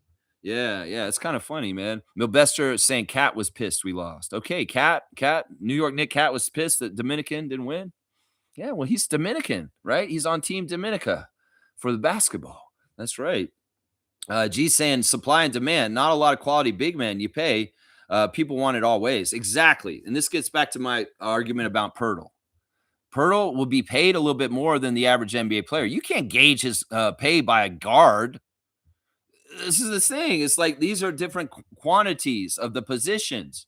There's a plethora of guards. So many guards that you can get guards out of the wazoo. Guards are easy to replace and get different guards in all kinds of places. But centers and quality big men that can play at the speed of the NBA are rare. And that's why in some ways you got to pay a little bit extra for a player like Jakob Poeltl. And some people say he's not worth it. Well, it's worth it to have this position filled because if you don't have a big man, other teams with big men will run roughshod over you and just cream your team and kill you and beat you bad. That's why you need Jakob. You need Jakob to be there to rim protect, be a physical presence, so that Jalen Duren and the Pistons don't just run roughshod over you and just rout your team. Does that make sense? Yeah, that makes sense to me. Supply and demand. G's right. G is right. Stargate saying Seattle really, really needs a team back in the city. Dwayne Casey for team president. Yeah. And this is going to happen. The city of Seattle will get the right arena finally. Key Arena has been renovated. And they can bring their team back, the Supersonics, and they better take down that championship banner in Oklahoma City and bring it back to where it belongs with the with the green and the yellow of Gary Payton and Sean Kemp and Lenny Wilkins' old team. Yeah. And it's going to happen. And that city deserves it. That's a great metropolitan city in the United States. It's one of the better cities in the United States. And they deserve their basketball back. And to me, I love the triumphant return. Just like the Winnipeg Jets in the NHL. That team was taken away from Winnipeg, and hockey needs to be in Winnipeg. It doesn't need to be in Atlanta. So getting the team back and bringing the Jets back, it's going to be the same feeling when the Sonics come back to Seattle. And they will be back, trust me. And it may very well be that Dwayne Casey is the team president of the new Seattle Supersonics. That's right. Kesper's saying, anyone see how Jacoby was trolling after Cade got the tech? I didn't see that. No, not from the stands. From my angle, I didn't see that. There was one play where Jacoby saved the ball on the end line after the Pistons tried to score, and then we got the ball turned over from them, and he was just tiptoeing along the end line. From my vantage point, it looked like he had stepped out of bounds, but he hadn't, and we got to keep going. And it's like, man, really good job, Jacoby Walter, with your footwork and staying in bounds on that end of the court play. Really, really smart stuff there, man. Really, really smart stuff. Yeah. Randolph saying, Lex, has the Raptors filled the last roster spot? Well, let's go look at breaking news. Who knows? Maybe something happened while we were on the air real quick. Let's just see if I see something. All right, let me see. Is Blake Murphy active on Blue Skies? Is what I have to check out. No, there's nothing news-wise yet. No news on the last roster spot yet. We'll see. But like I said, late word last night that we're going to do a series of 10-day contracts and try guys out for a little while. Stargate saying, Lex, don't you start glazing Cade now too, bro. Had to endure that for stretches in the game last night from Malvin and Matt. Look, I'm not going to get mad at the great Alvin Williams. Seriously, man. I'm not going to get mad at the great Alvin Williams, my guy, because look, this man knows basketball. Where's the signature? Yeah, he signed this jersey. This is a Alvin Williams signed authentic jersey. No, I'm not going to get mad at Alvin. Alvin knows his stuff about basketball. And he's right. Cade is like that. I'm not glazing him overly. He deserves this Stargate. I will give credit where credit is due. And I'm not saying that we're overglazing Cade Cunningham. Cade Cunningham is like that.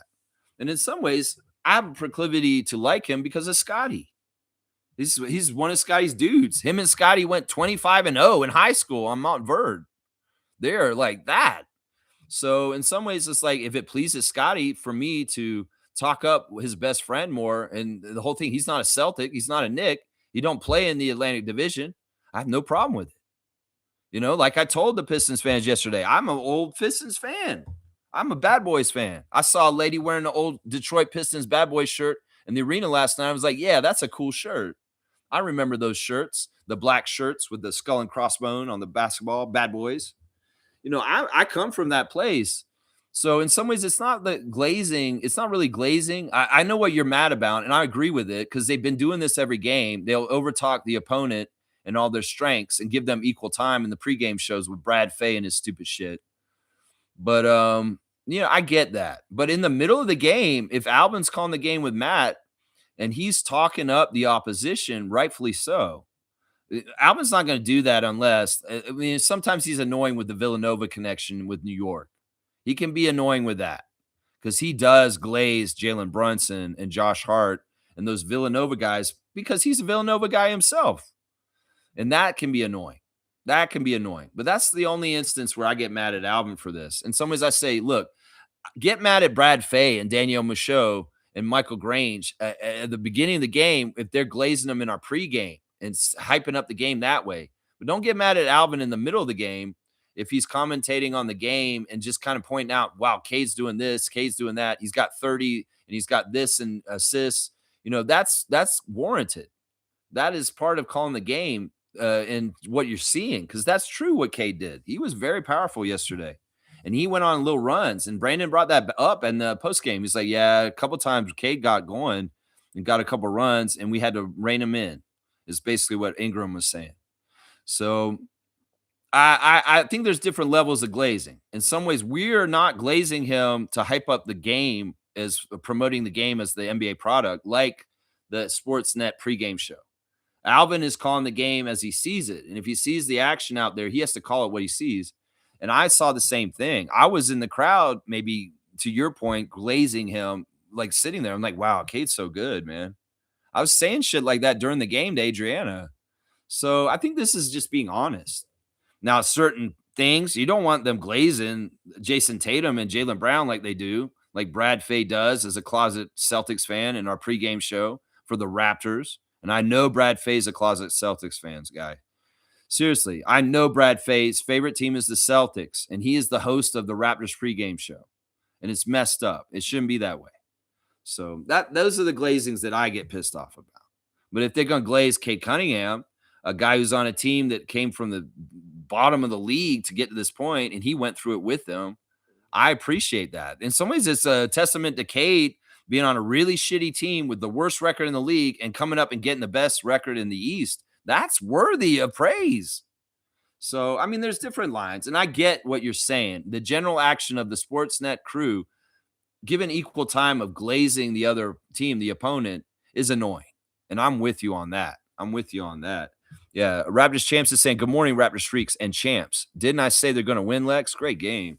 Man, I wasn't confident enough to say that, but I was bringing that energy for the opportunity to do that. And, well, it came out all right, and it worked right. Yeah, good stuff, Raptors Champs. I love your confidence in our team. And let's go, Raptors Champions. That's right. Stargate saying the NBA marketing and the U.S. basketball media already does a good job glazing guys like Cade. We don't need to add to it. Let's glaze Yak and RJ. Yeah, I'm with you on that. We definitely need RJ to get more support and recognition. And it'd be really refreshing if the United States NBA media would start talking about him correctly. I would love that. That would be a good first step. is recognize where RJ's changed since he came to Toronto from New York. But no, you guys don't want to talk about it because God forbid RJ Barrett's a better Raptor than he was a Knick. Oh, God forbid that. They won't want to say that. And IQ's a better Raptor than he was a Knick, too. And they don't want that to happen either because they really want to win that OG trade. And any kind of admittance that, wow, yeah, RJ has gotten better since he came home. It's not going to go along with the storyline that they want to paint as far as Anunoby and winning that trade. They don't want to think that, yeah, wow, Emmanuel and RJ are better players off the Knicks on the Raptors than they were in New York. They don't want to believe that. No, no, no, no, no. And their media will do the same thing as the fans. That's part of it right there. Yeah. G saying IQ missing is somewhat irrelevant. Still created spacing due to him being a threat. Yeah. Yeah. And the score was higher for us, we won. That's all that matters. That's all that matters. Kespra is saying nephews are always looking for scapegoats to trade for a superhero. And there are some social media accounts that keep inducing this behavior. Yeah, it's very toxic. And, you know, in the world we're moving into with AI and all kinds of fakery, it's really, you got to recognize the actions and call it what it is. And then you kind of know how to deal with it better.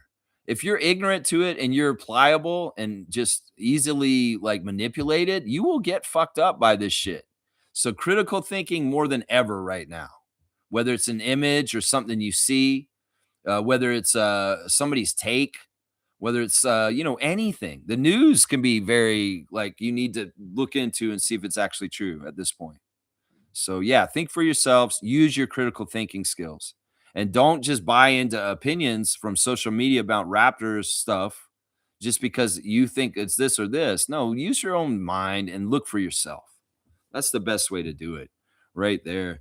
Trevor's saying 905 is the first team in the G League to have their own practice court. Yes, this is big news. This just happened yesterday. They had a groundbreaking opening for the new facility that they've been building next to the parking lot, next to the Paramount Fried Food Center, that I've been seeing them building it for the last year or two. And it's open now. And they'll have their own practice facility inside the same complex where the arena is where they play. And it's fantastic. The great thing about this facility is it's not going to just be for the 905. Sure, it's their practice facility. But it's going to be great for the community of Mississauga. And they're probably going to be doing all kinds of camps and things for the youth and basketball in general with this facility. You know, that complex out there where they play, the 905, has hockey rinks like crazy. And there's a lot of people that come out to that complex just for junior hockey and, that kind of stuff. So now they'll have a basketball element of it with the added practice court for the 905. I don't know how much it's open to the public. I don't know if it's going to be like the YMCA where you can call them up. Hey, we want to run fives down there. Can we rent your place for an hour or something like that? It may be like that, where public people, like the people in the public, can call up Paramount Five Food Center and say, hey, can we rent the Raptors 905 practice court just for like an hour on Thursday around 1 o'clock? Sure. The team's not there and we'd like to generate extra revenue. I mean, that kind of shit could be going on there. But yeah, top of the state of the art kind of, it's not going to be OVO Center, of course, but it's a new facility that they just cut the ribbon on yesterday. And as Trevor said, the prestige of the Raptors organization, well, we are the first G League team that has their own practice facility. That's kind of crazy that when you hear that said, like, wait, these guys ride buses. This is G League. Where's the money for that they have their own practice court? Why don't they just go to OVO? Well, it's convenient when it's right next to the arena right there, the new practice court for the Raptors 905. Yeah, that's something to brag about. Trevor, thanks for bringing that up. I would have forgotten to talk about that. So I'm going to give you a dunk. Trevor J's going to Anthony Parker 18. There you go. There you go. Stargate saying, yes, IQ missed a lot of shots, and he did miss a few open teammates in fast break situations as well. However, he was beating his man off the dribble quite a bit. Just his shot wasn't hitting. And, you could calculate this as like a lot of the place where Emmanuel's getting his shots right now is in the middle of the paint. He's doing a lot of little teardrop shots. Sure, he's got a mixed in three here and there, but a lot of the offense Emmanuel's getting is driving to the lane and trying to shoot little teardrops over people. The Pistons are a big team with height and size and physicality, and maybe the environment wasn't conducive for him to be successful in that way. I think that's what it was. Sometimes guys just don't do well because it's the matchup, and it's not a good matchup for them. And that may have been part of what Quickly's output was uh, uh, uh, uh, influenced by. Influenced by, yeah. Let's see. Stargate saying, I suspect IQ may be low key injured as well. Maybe an upper body injury like a hockey player. I don't know. I don't think so. He seems like he's okay to me. And I haven't heard anything about him being in. And let's knock on wood. No injuries for anybody going forward. That's right. Maybe my prayer helped yesterday. Milbester saying, I can't believe the NBA is voting on expansion teams next week. Sonics coming back before Vancouver. Vancouver's not ever going to come back. I'm going to say this right now. I do not see Vancouver ever getting an NBA team ever again. It was absolutely a fail. And as much as people in Vancouver may want it and they're nostalgic for it, maybe people in Canada want it, I don't ever see this happen. I think that they got their tryout and they failed. They fumbled. And it's not really totally their fault. It was sabotage to a degree. But that market is not totally viable for the NBA. And with the Sonics coming back, it's going to make it even worse. You know, the Pacific Northwest has been only the Trailblazers in recent years. And it's classically the Sonics and the Trailblazers. And in some ways, that's a lot for that whole area. But the Seattle distinguishing from Portland is very easy. But Seattle's so close to the Canadian border that it's going to eat into any kind of NBA market for Vancouver. So if they're going to Seattle, Vancouver's not happening. It's just not happening because it didn't work the first time. The NBA is not going to try and go there again and get burned again. They're going to want to know that it's going to happen for sure. So if there's a Canadian team that's going to get another team, it's Montreal. Montreal is going to be the next Canadian city in the NBA because they haven't got a chance. They have a viable market. They have a distinguished market from Toronto, and they would be fantastic to add to the league. So I think Vancouver, even though it's not totally fair what happened to them and how they lost their team, I don't think they get another shot. They're down the list. I would even say that a place like Calgary might have a better chance of getting another chance to get in the NBA or a chance to get in the NBA in Canada before Vancouver. Montreal, damn for sure, is in line ahead of them. For sure. Because they're doing these Montreal games that we've been playing in the preseason for the Raptors. And they've even been playing Nets games, like Long Island Nets games in Montreal on the G League level to try out the Montreal market even more. And, well, that's usually signs that they're looking at that market when they start putting so many games in that city. So, yeah, Montreal's before them in line. I don't see Vancouver getting back in line anytime soon, especially because the Sonics are going to be back. And that's a big part of the energy around that. You know, there's a lot of people in Canada that will be rooting for the Sonics because of their proximity. A lot of them are Raptors fans now, like Tom Duke.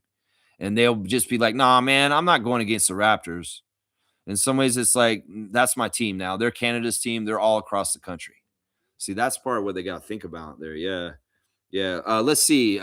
Stargate saying, Kesper, yes, like Raptors Digest and Amateur Hour Sports. That's all these channels do, perpetuate trading players away from the Raptors.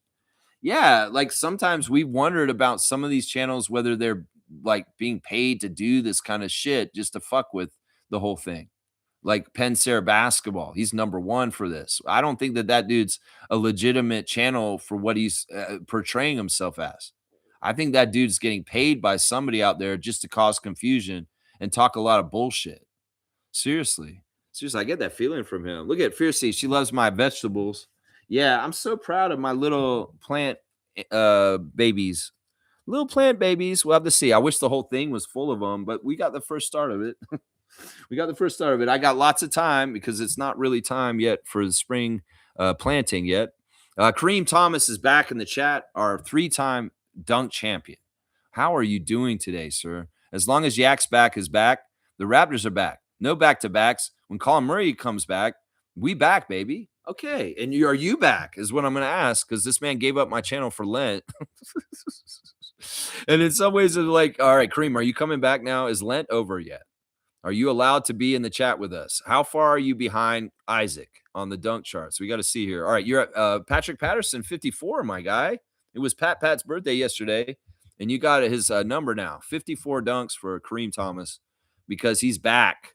Back like Eminem. Guess who's back? Back again. Kareem is back. Tell a friend. All right, let's see. Last comment. Pistons really, really missed Stewart's presence last night. All due respect to Duren, but Beef Stew is more of a rebounding presence. I can get behind that, Stargate. I can get behind that. Yeah, Beef Stew's a very good player in some ways. He's a very interesting player. And they're going to absolutely need him for the playoffs. Absolutely. Yeah, same as CMB, Daddy Gates. Yeah, for us, for sure. You guys realize if IQ hits even half of his shots he missed, we literally rout the Pistons. Yeah, that's a good point. It's not how it happened, but I like it. Vegan Grass, superstar of Raptors 905 chat. Good to see you this morning, sir. It's crazy a rookie makes our team so much better defensively. I hope CMB can come back healthy soon, but I don't know. It's not sounding too great for his thumb. Yeah, I was watching him on the bench last night with what was on his finger, on his thumb, and how he was moving his hand. There's a weird clip that he has on his Instagram right now where he's playing fine and he's running around the court. I don't know. Maybe it's an old clip that he posted. Maybe it's an advertisement or something he had to post for something. But I've heard that his left hand can't grip anything because the thumb is so damaged right now. So I don't know. I don't know what to believe. We're just going to have to keep paying attention to the injury report and hope that he gets the jersey on and out on the court soon. That's all. At least in some ways, look, I don't look at Colin Murray-Boyles as essential as you guys do. In some ways, he's still a rookie, and he's just still learning his legs in the NBA. And in some ways, that performance yesterday was not necessary for him to be there, right? And we beat the Pistons. So, they're going to say they didn't have Beef Stew. Well, we didn't have Colin. And in some ways, Colin's going to add to help us. But in some ways, we also didn't need Colin to win the game yesterday also. That's the way I look at it. Stargate saying those were wide open shots he missed. IQ. Okay, I'm done now. Yeah, and once again, the shots sometimes will go and sometimes they won't. And they didn't last night, but it didn't matter. Other guys contributed to the point where this happened. And that's all that matters. That's right. Kaloy's here. Good morning, Lex and Raptor Freaks. Great game yesterday. We saw a yak turn into a goat. I like that. I'm gonna give you the dunk for that. I like that. You just said we seen a yak turn into a goat. That is badass, honestly. Kaloy, you've been really awesome with some of the things you've been saying this year. Like you bringing nephew into my world is just amazing. All right, you got that Jorge Garboza 15, my guy. You got that 15 for Jorge Garboza. Yeah, I could say another 15, but I'm gonna say Garboza. Yeah, he's saying great game yesterday. I love how the team responded from those bad losses. Darko is the real deal. He's showing a lot more proclivity for ingenuity and creativity and the things that he's telling them to do. And the other thing that we need to not take for granted is that these guys are really bought in and listen to him. And the 30 teams of the NBA, there's different levels of the coach having an effect on his players to actually get results from them, on whether they even actually listen or respect to the coach. And we know top notch, 10 out of 10. Darko has the attention, the respect, the trust of our players to the point where he can do things and tell them what to do. They will blindly trust him. They will try and do it, and we will get good results. Some teams do not have this dynamic. Some teams do not trust their coach. Some teams will not run through a wall for their coach like our team will. To get the amount of energy and the amount of output on the court, it's a real testament to Darko and his staff that they get them prepared and have the gumption enough to do what they do. And that's something that can get easily glossed over and forgotten by people, that they need to remember this over and over again, that Darko's got a culture and a trust with his players where he can get more out of them in coaching them because they are there and they are here for it and listening to him. That's a big deal. That's a big deal. That can be a big, huge problem on teams when a star player is not with their coach and there's an infighting on the down low on the team. You don't want that on your team. You're not going to be as good as the other teams that don't have that, right? In some ways. Yeah. Iron Man FC, good morning. Thank you for the subscription. That was a great game yesterday. Well, to be frank, the last two games just gave me an energy boost. I think that's done it for me too. I am kind of like ET with the geranium as far as me with the Raptors. And if the geranium, if ET is the team, I'm the geranium. And if ET's not doing too well in the hospital bed with the government with all their electrodes on him, He's like, oh, ET, phone home. And the geranium's like, "Woo." But then ET sprouts up because Elliot comes to save him and get him out of there. And the flower blooms up all of a sudden, right? And in some ways, that's my energy with the team. The team's losing. I'll be like that. I'll be like, whoa, they're losing. We lost the Pelicans. But when we're winning, we all get a pep in our step and we feel better. We feel like the world's more in the right place, right? When the Raptors are Wing. Yeah, that's for sure. That's for sure, Iron Man. Good to see you, man. UC's good. Good to be here with UC. UC went to games recently for the first time at Scotiabank. If the Grizzlies went to Montreal, then I'd be 60% Raptors fan, 40% Grizzlies fan. See, that's tough because it'd be your market, and you'd probably have to go to those home games. Montreal Grizzlies. Doesn't that sound kind of weird? Yeah, I mean, I would say that. That's an interesting thing. That's an interesting thing. Yeah, G saying if the expansion teams get accepted, looks like either Grizzlies or Wolves will move to the East for sure, and it might even be New Orleans. It could be New Orleans too. Those are the three teams that are kind of on the edge, right? But New Orleans is so close to Texas that it's more likely that they'll keep them roped in with the three Texas teams and kind of keep them in a little circle around there maybe with Phoenix kind of coming into that whole realm of the South and Central South of the United States. But yeah, Minnesota would definitely go to the East. I'm pretty sure the Minnesota Timberwolves will become an Eastern Conference team after this expansion. And Memphis is probably the other one. New Orleans could be the one too. We'll have to see. Let's see. Trevor's saying cost of living in California and New York is more expensive than Toronto. Yeah, yeah, Florida is weird. In some ways, Florida is a criminal state, honestly. DeSantis is a criminal. Trump lives in Florida at Mar-a-Lago. He's a criminal. It's just a criminal state. And I can say that because I lived in Florida half my life. And I know all about Florida man and Florida life. In some ways, I'm conditioned by Florida. That's part of the reason why Lex isn't the normal Canadian.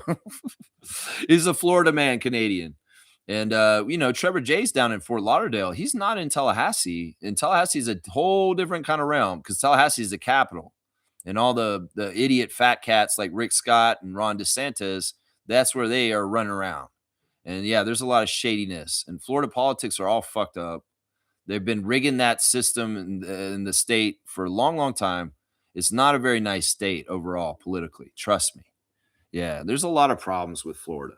And DeSantis and Rick Scott before him. There's a lot of problems in Florida politically. A lot of problems. Iron Man saying, is the deadline to buyouts to join teams already passed? I thought it was yesterday. I thought it was the 15th, but I think there was a deadline there was some sort of deadline Blake was talking about, but I don't think it matters to what Bobby's trying to do. I think it's not going to be a big deal.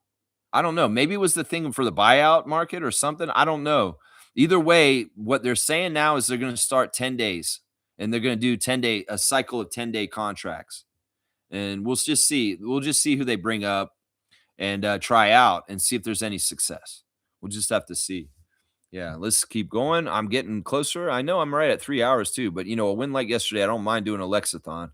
Kaloy's saying, yeah, I don't want to see any millionaires worrying about paying taxes. Tax the rich. Yeah. Yeah. We need to tax the billionaires and get them to pay their fair share. In fact, if we come back and do that, that's a really easy way to fix society because all the hospitals and schools will get funded properly, finally. And these people will stop just stacking their bank accounts and shifting away from responsibility, civic responsibility. They've gamed the system by buying it. And they bought the system to the point where they try not to pay any taxes at all. They paid Trump a whole bunch of money to get his election or whatever. He didn't get elected properly. Trust me. Elon stole that election. But they paid money to make money afterwards. And he does it by the big, huge tax breaks for them after he gets in office. That's the corruption of it all. And it's right in front of us. It's not behind closed doors. We can see it. It's very real. And it's not bullshit. Or, don't gaslight me. This is real. I'm not lying when I say that very rich people handed a bunch of money to Trump for his reelection, and then he handed them even more money back in the way he made the laws afterwards and changed the rules and stuff. So, yeah, there's really good plans in New York State and California to have billionaire taxes. And there's been a couple of these things done already. And the amount of money that's coming for them to go into public services is fantastic. These guys won't be hurt by getting taxed correctly at all. They're just super fucking greedy. And the money that they've collected should be the money that's going towards teachers and schools and nurses and hospitals. They're just fucking trying to bleed our services dry and steal our money from the top. Like, are we paying taxes to give money to Elon Musk? Yes, we are in the United States. They literally give him a ton of money, of tax money for SpaceX and Tesla, and he doesn't pay any taxes himself. It's like, okay, the Americans are paying taxes to basically give money to Trump and Elon. It's like, okay, this is what your taxes is for. Give the king the money. Yeah, give the dictator his money. That's why they pay taxes there. That's what I'm saying, man. Iron Man saying, Lex, I love you, man. You're just so honest with your words. I can't help it. In some ways, it's like I have no filter. And in some ways, that's why I'm unfuckwithable. Because in some ways, I'm just the truth. And it's not coming from ego. It's not coming from personal gain. I'm not making money off this channel. I'm not trying to do this for my own selfish reasons. I do this out of pure passion for the Raptors because I love them. And anything I talk about politically is from the bottom of my heart goodness that I want humanity and the world to be a better place. And you put the ability of me to be able to speak so freely and clearly because I have a talent and a gift to be able to do this, along with an intellect and an understanding and an ability to put it into words that we can understand. I'm a very powerful orator and somebody that can say things that gets across the message to people. And because I have very strong morals and values about these certain things, that money doesn't rule my world. They can't buy me, and they can't sway me from telling the truth. Everybody else can be bought off. A lot of people in this world be bought off, but I cannot be bought off. And they can try. The only way they get rid of me is by cutting me off and trying to stop me from getting my message out. And if they do that, I'll switch somewhere else and try somewhere else, you know? But I appreciate that, Iron Man. I appreciate your message. And in some ways, I just feel very grateful to God that I've been blessed with these gifts. And when Randolph says this in the morning, he said, use your gift to the best of your ability to help the world. This is what I'm doing on this channel this morning. I love the Raptors, and I'd like to primarily talk about the Raptors, but I cannot be like these other YouTube channels say, I won't get political. I won't talk about this stuff because I don't give a shit about subscriptions. I don't give a shit about people if they like me or not. I can only do what I do, and that's speak the truth of what I see and perceive in this world. Some people say, well, you're not being truthful. Bullshit. Let's fact check shit, and let's go talk about it. And maybe we'll come around and we'll show you where you're a little bit fucked up on what you think about Trump and the world and right now. If anybody's coming at me and they want to say something about what I say and they say that I'm full of shit, well, bring your facts and bring your reality to me, and we'll talk about it, and we'll see where we get a better understanding and see who's more lining up with actually what's happening. That's all I'm saying. At this point, the Americans are being lied to left and right by their own media, and there's a state-sponsored media, and they're going to start telling them more and more. And in some ways, they may not be totally tethered to reality more and more as we go forward. You can ask the old grandpas that watch Fox News all day, how tethered to reality are those motherfuckers at this point after 20 years of Rupert Murdoch programming their brain with bullshit? That's what I'm saying, man. In some ways, the truth voices need to be heard and spoken, and they got to be brave and do it, because if they don't, nobody else will. And that's part of what I'm doing here today. I may be a Raptors champion, a Raptors voice and a person for the Raptors, but on the sly, I am a political dissenter and somebody who's going to be speaking out more and more and bravely, even if people are going to fuck with people for doing this. I don't care. I have nothing to lose. I'm crazy. I'm fucking crazy.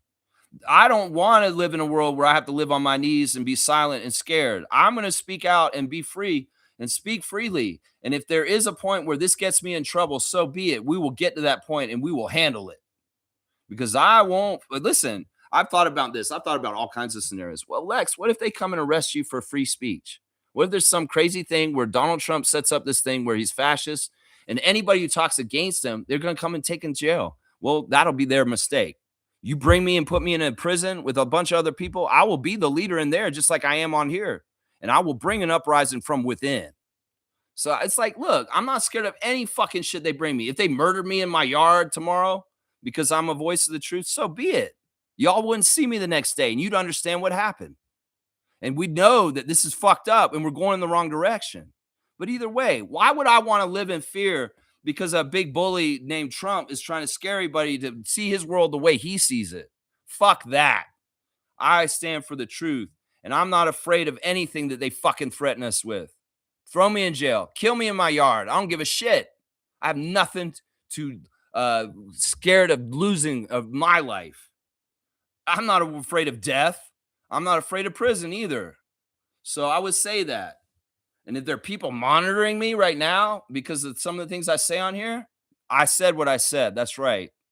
And if you come and cold-blooded murder me in my yard, well, that's the society we're living in. I don't want to live in it anyway.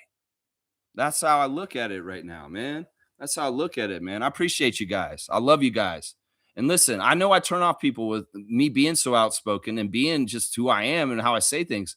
And I always tell myself, well, those just aren't my people. And that's fine. And in some ways, I can be provocative and maybe make people look at their lives in different ways than they may not want to, or they're not ready to. But I may be that first spark, that asshole that makes them start to think, well, maybe he's right. And maybe they do change a little bit afterwards without admitting that I had any part in it. Either way, it's not for me to know or decide. I can only do what I was meant to do on this planet and to take the God-given talents they gave me to do what I'm supposed to do. That's how I look at it, man. Isaac's saying this. I heard you chanting defense yesterday. It was during the American national anthem, but great word.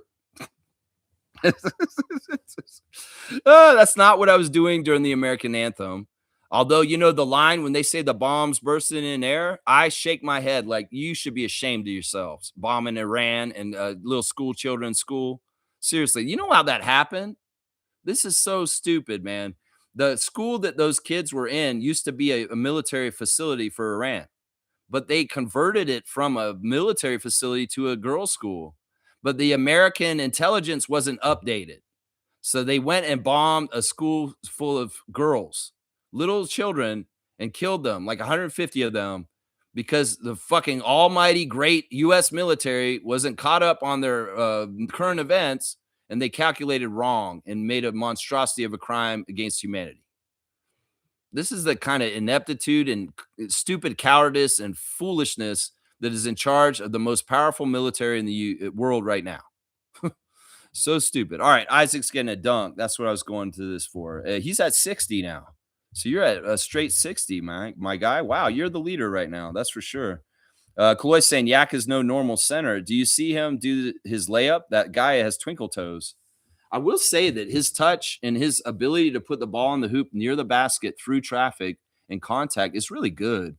You know, sometimes he has a weird bunny that he misses, but quite often lately, if he misses a shot, he's gathering it for a second attempt and he's putting it back right in. And how many shots last night were just off by the other Raptors where Yacht cleaned it up and put it back? Yeah. You got to love that kind of stuff for sure, man. You got to love that kind of stuff. Yeah. Let's see. All right. It jumped ahead real quick. Oh, yeah. Here I am. Iron Man saying, remember, we also have the Dwayne Casey connection. Yeah.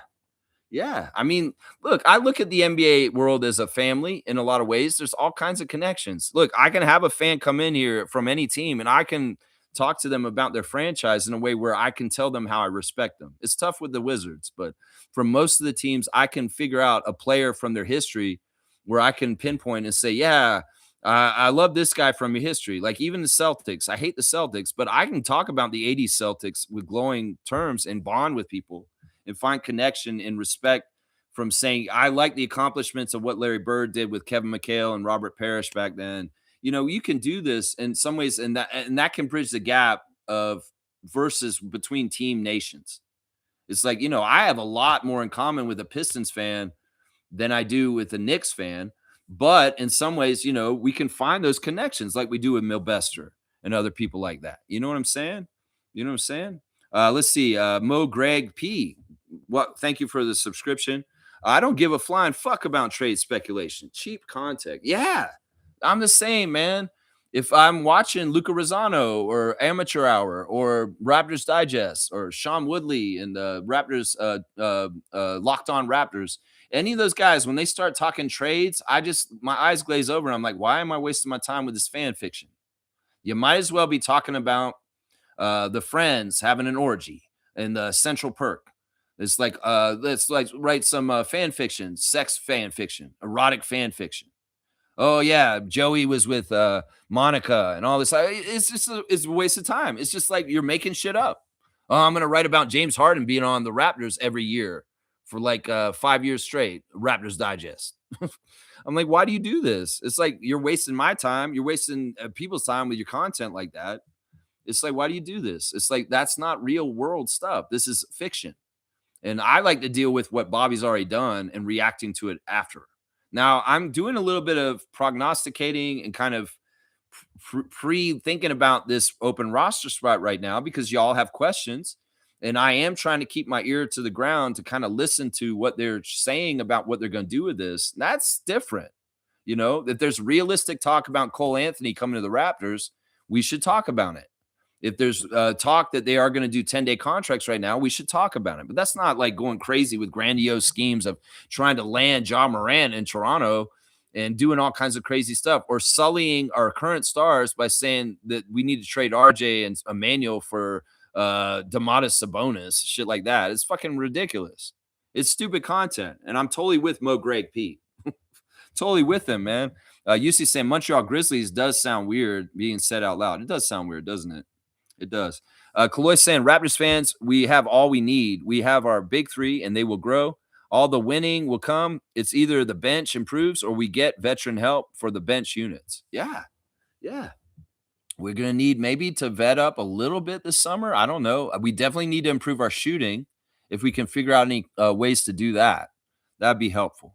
Yeah. Kaloy saying, powerful orator indeed. I choose to spend my time with you, Lex, because of your passion and your pro-human views. More power to you. I mean, it's important, man. It's important. You know, in some ways, the biggest fight now isn't any kind of political sides. It's humanity versus the future. Because in some ways, there's technocrats and one percenters that don't care about humanity. In fact, they want humanity to die so they live on this planet by themselves with robots that do everything for them. They don't care about the masses. And the more the masses realize this sooner and get ready for it, and they don't just sleep through it, the better prepared they will be for when they are going to try and change things. They're going to try and change things in the next 2 years. And we need to be vigilant and ready. And in some ways, we need to be ready to fight for our survival because AI, drones, data centers, the 1% and what they want and their plans is not jiving with the whole rest of us and what we want. And in some ways, we have more votes. We have more energy. We have more people. We will win. History has shown that. But if we sleep on autopilot while they get everything set up around us, whether it's a huge amount of warehouses for incarceration, whether it's amassing robot warriors and drones, or just getting more police and people bought in to be part of the fascist state, you know, we have to be ready for this. And every single micro battle is a battle. And the ballot box is still a place where people can fight. The blue wave is happening in the States right now, necessary. We need to do it up here too. And I would say it's an anti-blue wave up here. Anything but the conservatives up here. You can vote for whichever progressive for humans candidate that it is. That may be the platform we're on. We're in the human party. We're for humans. We're on the drone party. We're for AI and for robots. That may be the political divide right there, as far as where we're choosing leaders between what they stand for on their platform. I'm for humans and for the humans still having a place and people having families and being able to buy houses and to have a life still. I'm for the robot side and the technocrats, and we don't give a shit about y'all. In fact, we want to mass murder you so that you go away because you're a drag on us and our profits. That's the battle we're coming up on. And if we're asleep on it and we let it just kind of seep in around us, like without us doing anything about it, it'll fucking sink in before we know it. And we didn't stop it. That's the biggest problem right there. That's why I keep saying I'm on Paul Revere right now. Because I'm saying not the British are coming, the AI is coming. And this shit is going to change things. And it may not change things for the better for all of us and humanity. And that's why we got to be ready, man. That's why we got to be ready. Raptors champ saying, Che Guevara, kill me, you cowards. You're only killing a man. Yeah. Yeah. I mean, I've done a lot of fun things in my life. You know, I almost died at the age of 18. I literally was in a car bleeding to death. And I felt the life force of my body leaving me. In some ways, when I saw that, it made me not fear death ever again. Because in some ways, I saw it a little bit. I mean, if I was able to do my last rites to myself, bleeding to death in a car in a drunk driving accident that I caused myself when I was 18, and I was ready to say, well, Lex, you're 18. You're going to die in this car right now. And well, you had a good life already. You got to go to Europe on a trip for fun. You did lose your virginity. And, you've had a good life. This is enough. The Raptors didn't exist at that time, guys. I could have bled to death in that car that night if that police officer didn't find me and save my life. And, but at that point, at such a young age, I had the wisdom and the power of myself to let myself have my last rites to die in that moment if I had to. It's just the way you gotta look at it. We're all like the animals and the trees and the plants in this world. We have expiration dates. It's just when is yours gonna come? Is it gonna come naturally the way it should? Or is it gonna come unnaturally because of a horror or tragedy? You gotta be ready, whatever it is. And in some ways, you stand as a human, as a man or a woman in strength, and you take your time when it is in the conditions that it is. That's the way I look at it. And in some ways, I'm not going to cower in fear. I'm not going to change who I am at my age, halfway through my life, to do this all of a sudden just because the world's changing around me. No, Lex ain't going to change because fascism's on the march.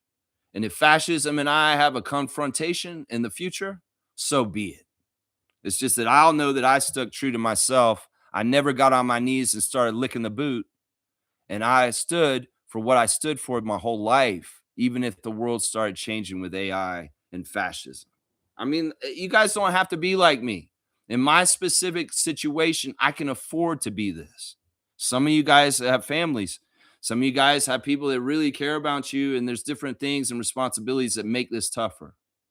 So, but if you understand my philosophy, you understand where I'm standing from, and if you identify with that, you know, that you do whatever you need to do for yourself. I won't judge you. It's just that in my position, I've decided this. I was willing a couple of years ago. I kept saying to Adriana, her family's Ukrainian, and when Russia invaded Ukraine, I said, well, if they go to Estonia, I'm going over there to fight because I have no kids, I'm not married, and I have the ability to go out and do stuff and not give a shit about who I'm going to hurt. My parents and my family, in some ways, they'll care about me, sure. But in some ways, I don't have anything to lose. And in some ways, I'll live a life that is worthwhile by the end of it. I'll tell you right now, I will. Yeah. It may not be the classic life that everybody's told to live, but it will be the life that I live. That's for damn sure. That's right, man. That's right. Iron Man saying more power to you, bro. I second Carlos' comment. Yeah, I don't want to get into too much of myself, and maybe this seems egotistical. I'm just saying this plainly because this is really where I'm at. And in some ways, I don't hide shit from you guys. I really am exactly as I present myself. As far as like, I can't help but not have a filter here. I'm gonna say stuff that I probably shouldn't say, but I can't not be myself. That's just it. That's just it right there. Yeah, Vegan Grass is saying Raptors fan day is happening right now. Have you been before? No, I've never been myself. They haven't done it a whole lot of times. I think they've only done it like 3 or 4 times now.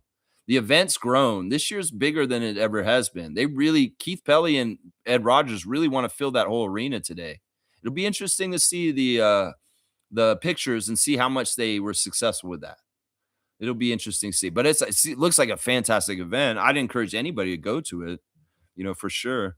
Raptors Champs is saying, go and watch Summer League Yak. He was so nimble. He was a great pickup. Yeah, this is something I got in the argument with Fred's new co-host Sarge about. Is like I called Fred a 2-time Raptors champion.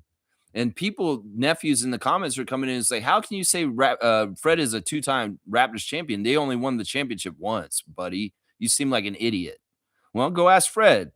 Are you a 2-time Raptors champion? Yes, he is. He's a 2 times Raptors champion. And Jakob is a Raptors champion too, guys.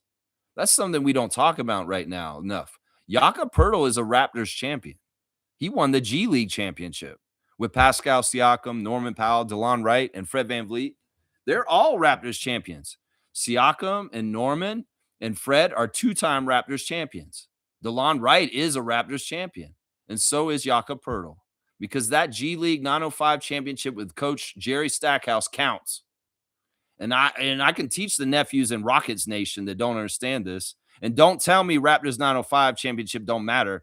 Rio Grande Vipers championships for Houston. You gonna count yours in your G League championships, but you're not gonna count Fred's? No, no, no, no, no. In some ways, you disrespect Fred so bad. Why the fuck are you on his podcast watching him? Or why are you the host of his show? Is what I'm saying. That's what I'm saying there. Yeah. All right. Let's see. Iron Man saying, when I was growing up, I love that guy. I had a shirt I carried into adulthood. That's cool. I like that. Yeah. G League 905 and T Dot Raptors. Yeah, man.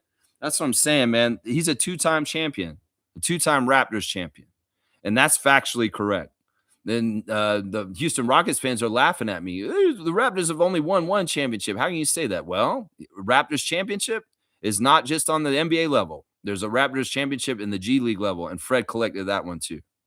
They just need to know their history. How the fuck can you be the podcast host of Fred VanVleet's podcast and you don't know he's a two-time Raptors champion?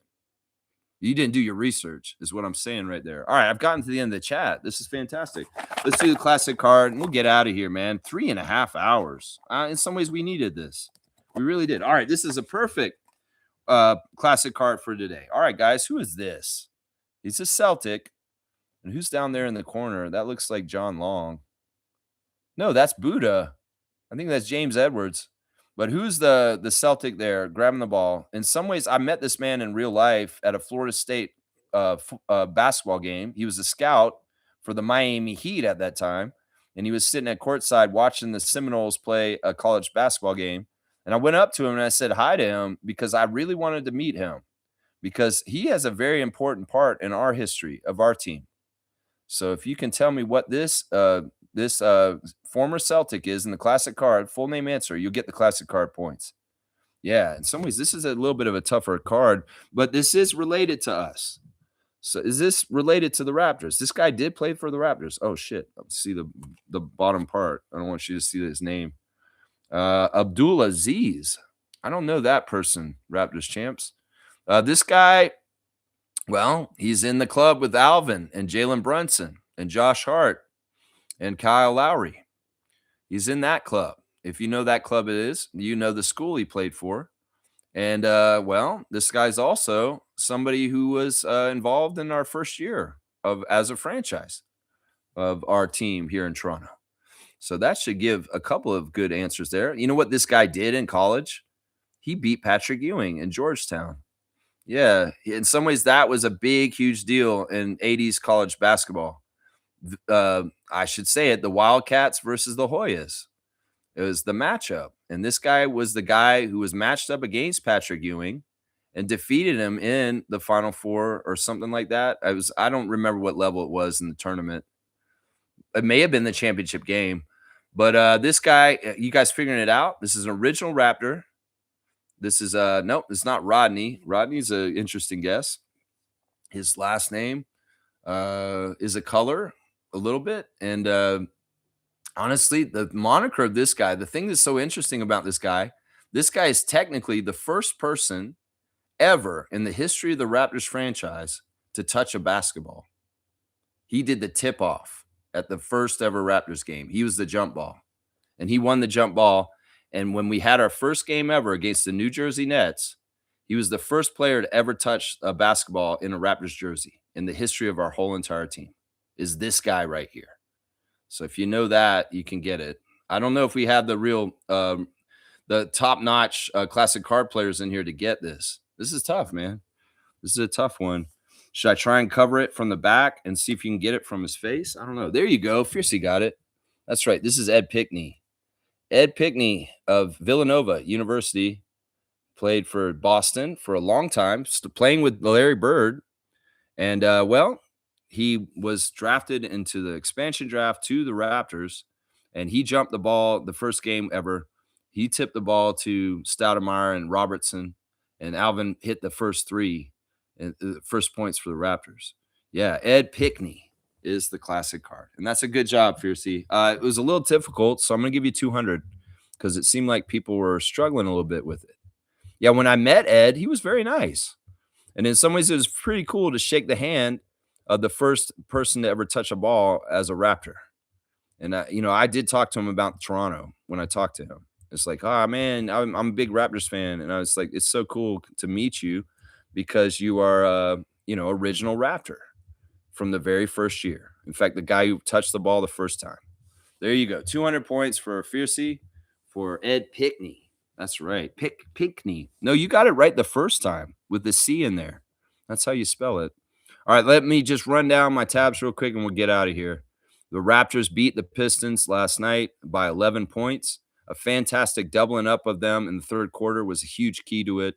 My stars of the game, Jakob Poeltl, who got the chain, number 1 star. Brandon Ingram, number 2 star for his clutch work in the fourth quarter. Scotty Barnes, just a defensive kung fu master out there with his kung fu headband. And RJ Barrett, solid at 4th star. And Jakob Poeltl, great steal, great 3, great just contributions in the moment. Those are my 5 stars of the game. Poeltl, Ingram, Barnes, Barrett, and Walter. Y'all, tomorrow we're going to do Raptors Freak Trivia at 9:30 a.m. I hope you'll come and play. Appreciate the new subscriptions. If you're not watching me live, like right now, watch me at 1.5 speed. Normally, it'll make a really long stream like this go fast. And maybe just part of the stream's good enough for you. You don't need the whole thing. I get it. It's all good. And I know you'll be ready for tomorrow, Fiercey. Yeah. And congratulations once again on beating me in fantasy this past week. All right, everybody. I love you guys. Thanks for hearing me out. Maybe talked a little bit too deep and a little too honest recently, just now in the last hour. But either way, I stand on what I say, and I appreciate you guys for appreciating me for what I'm doing. Because you guys, it really is a two-way street. This channel's stupid if I'm just on here talking to myself. So I appreciate people being here day in, day out to communicate and go back and forth with. It's awesome. Isaac, thank you, man. You guys are great. Thank you to the mods. Thank you to the supporters of the channel. Thank you to the Raptors and Coach Rajakovic for putting a great show out there for the fans and entertaining us yesterday in the arena. And I appreciate everybody for being strong Raptors fans. In some ways, we got to build the culture and the respect of this team. And that's what we're doing for this channel. And we've done a really good job over the last 5 years of doing this channel, building more respect for the Raptors nation and the team, and also for our culture. Last year, the 30th season, with all the people coming back and all the celebrations, that really did establish a new level of history and culture around the Raptors brand that, we can be proud of and show that this is how far we came as a team in our time in our history in the NBA. So, yeah, be proud. And don't let other people tell us we should be ashamed to be Raptors fans. Don't let other people tell us that we're a shitty team and a bad organization, because that's not true. Neither one of those are true. All right, I love you guys. Let's go Raptors. And I'll see y'all tomorrow, 9:30 tomorrow morning for trivia. Let's go 9:05 in the Raptors.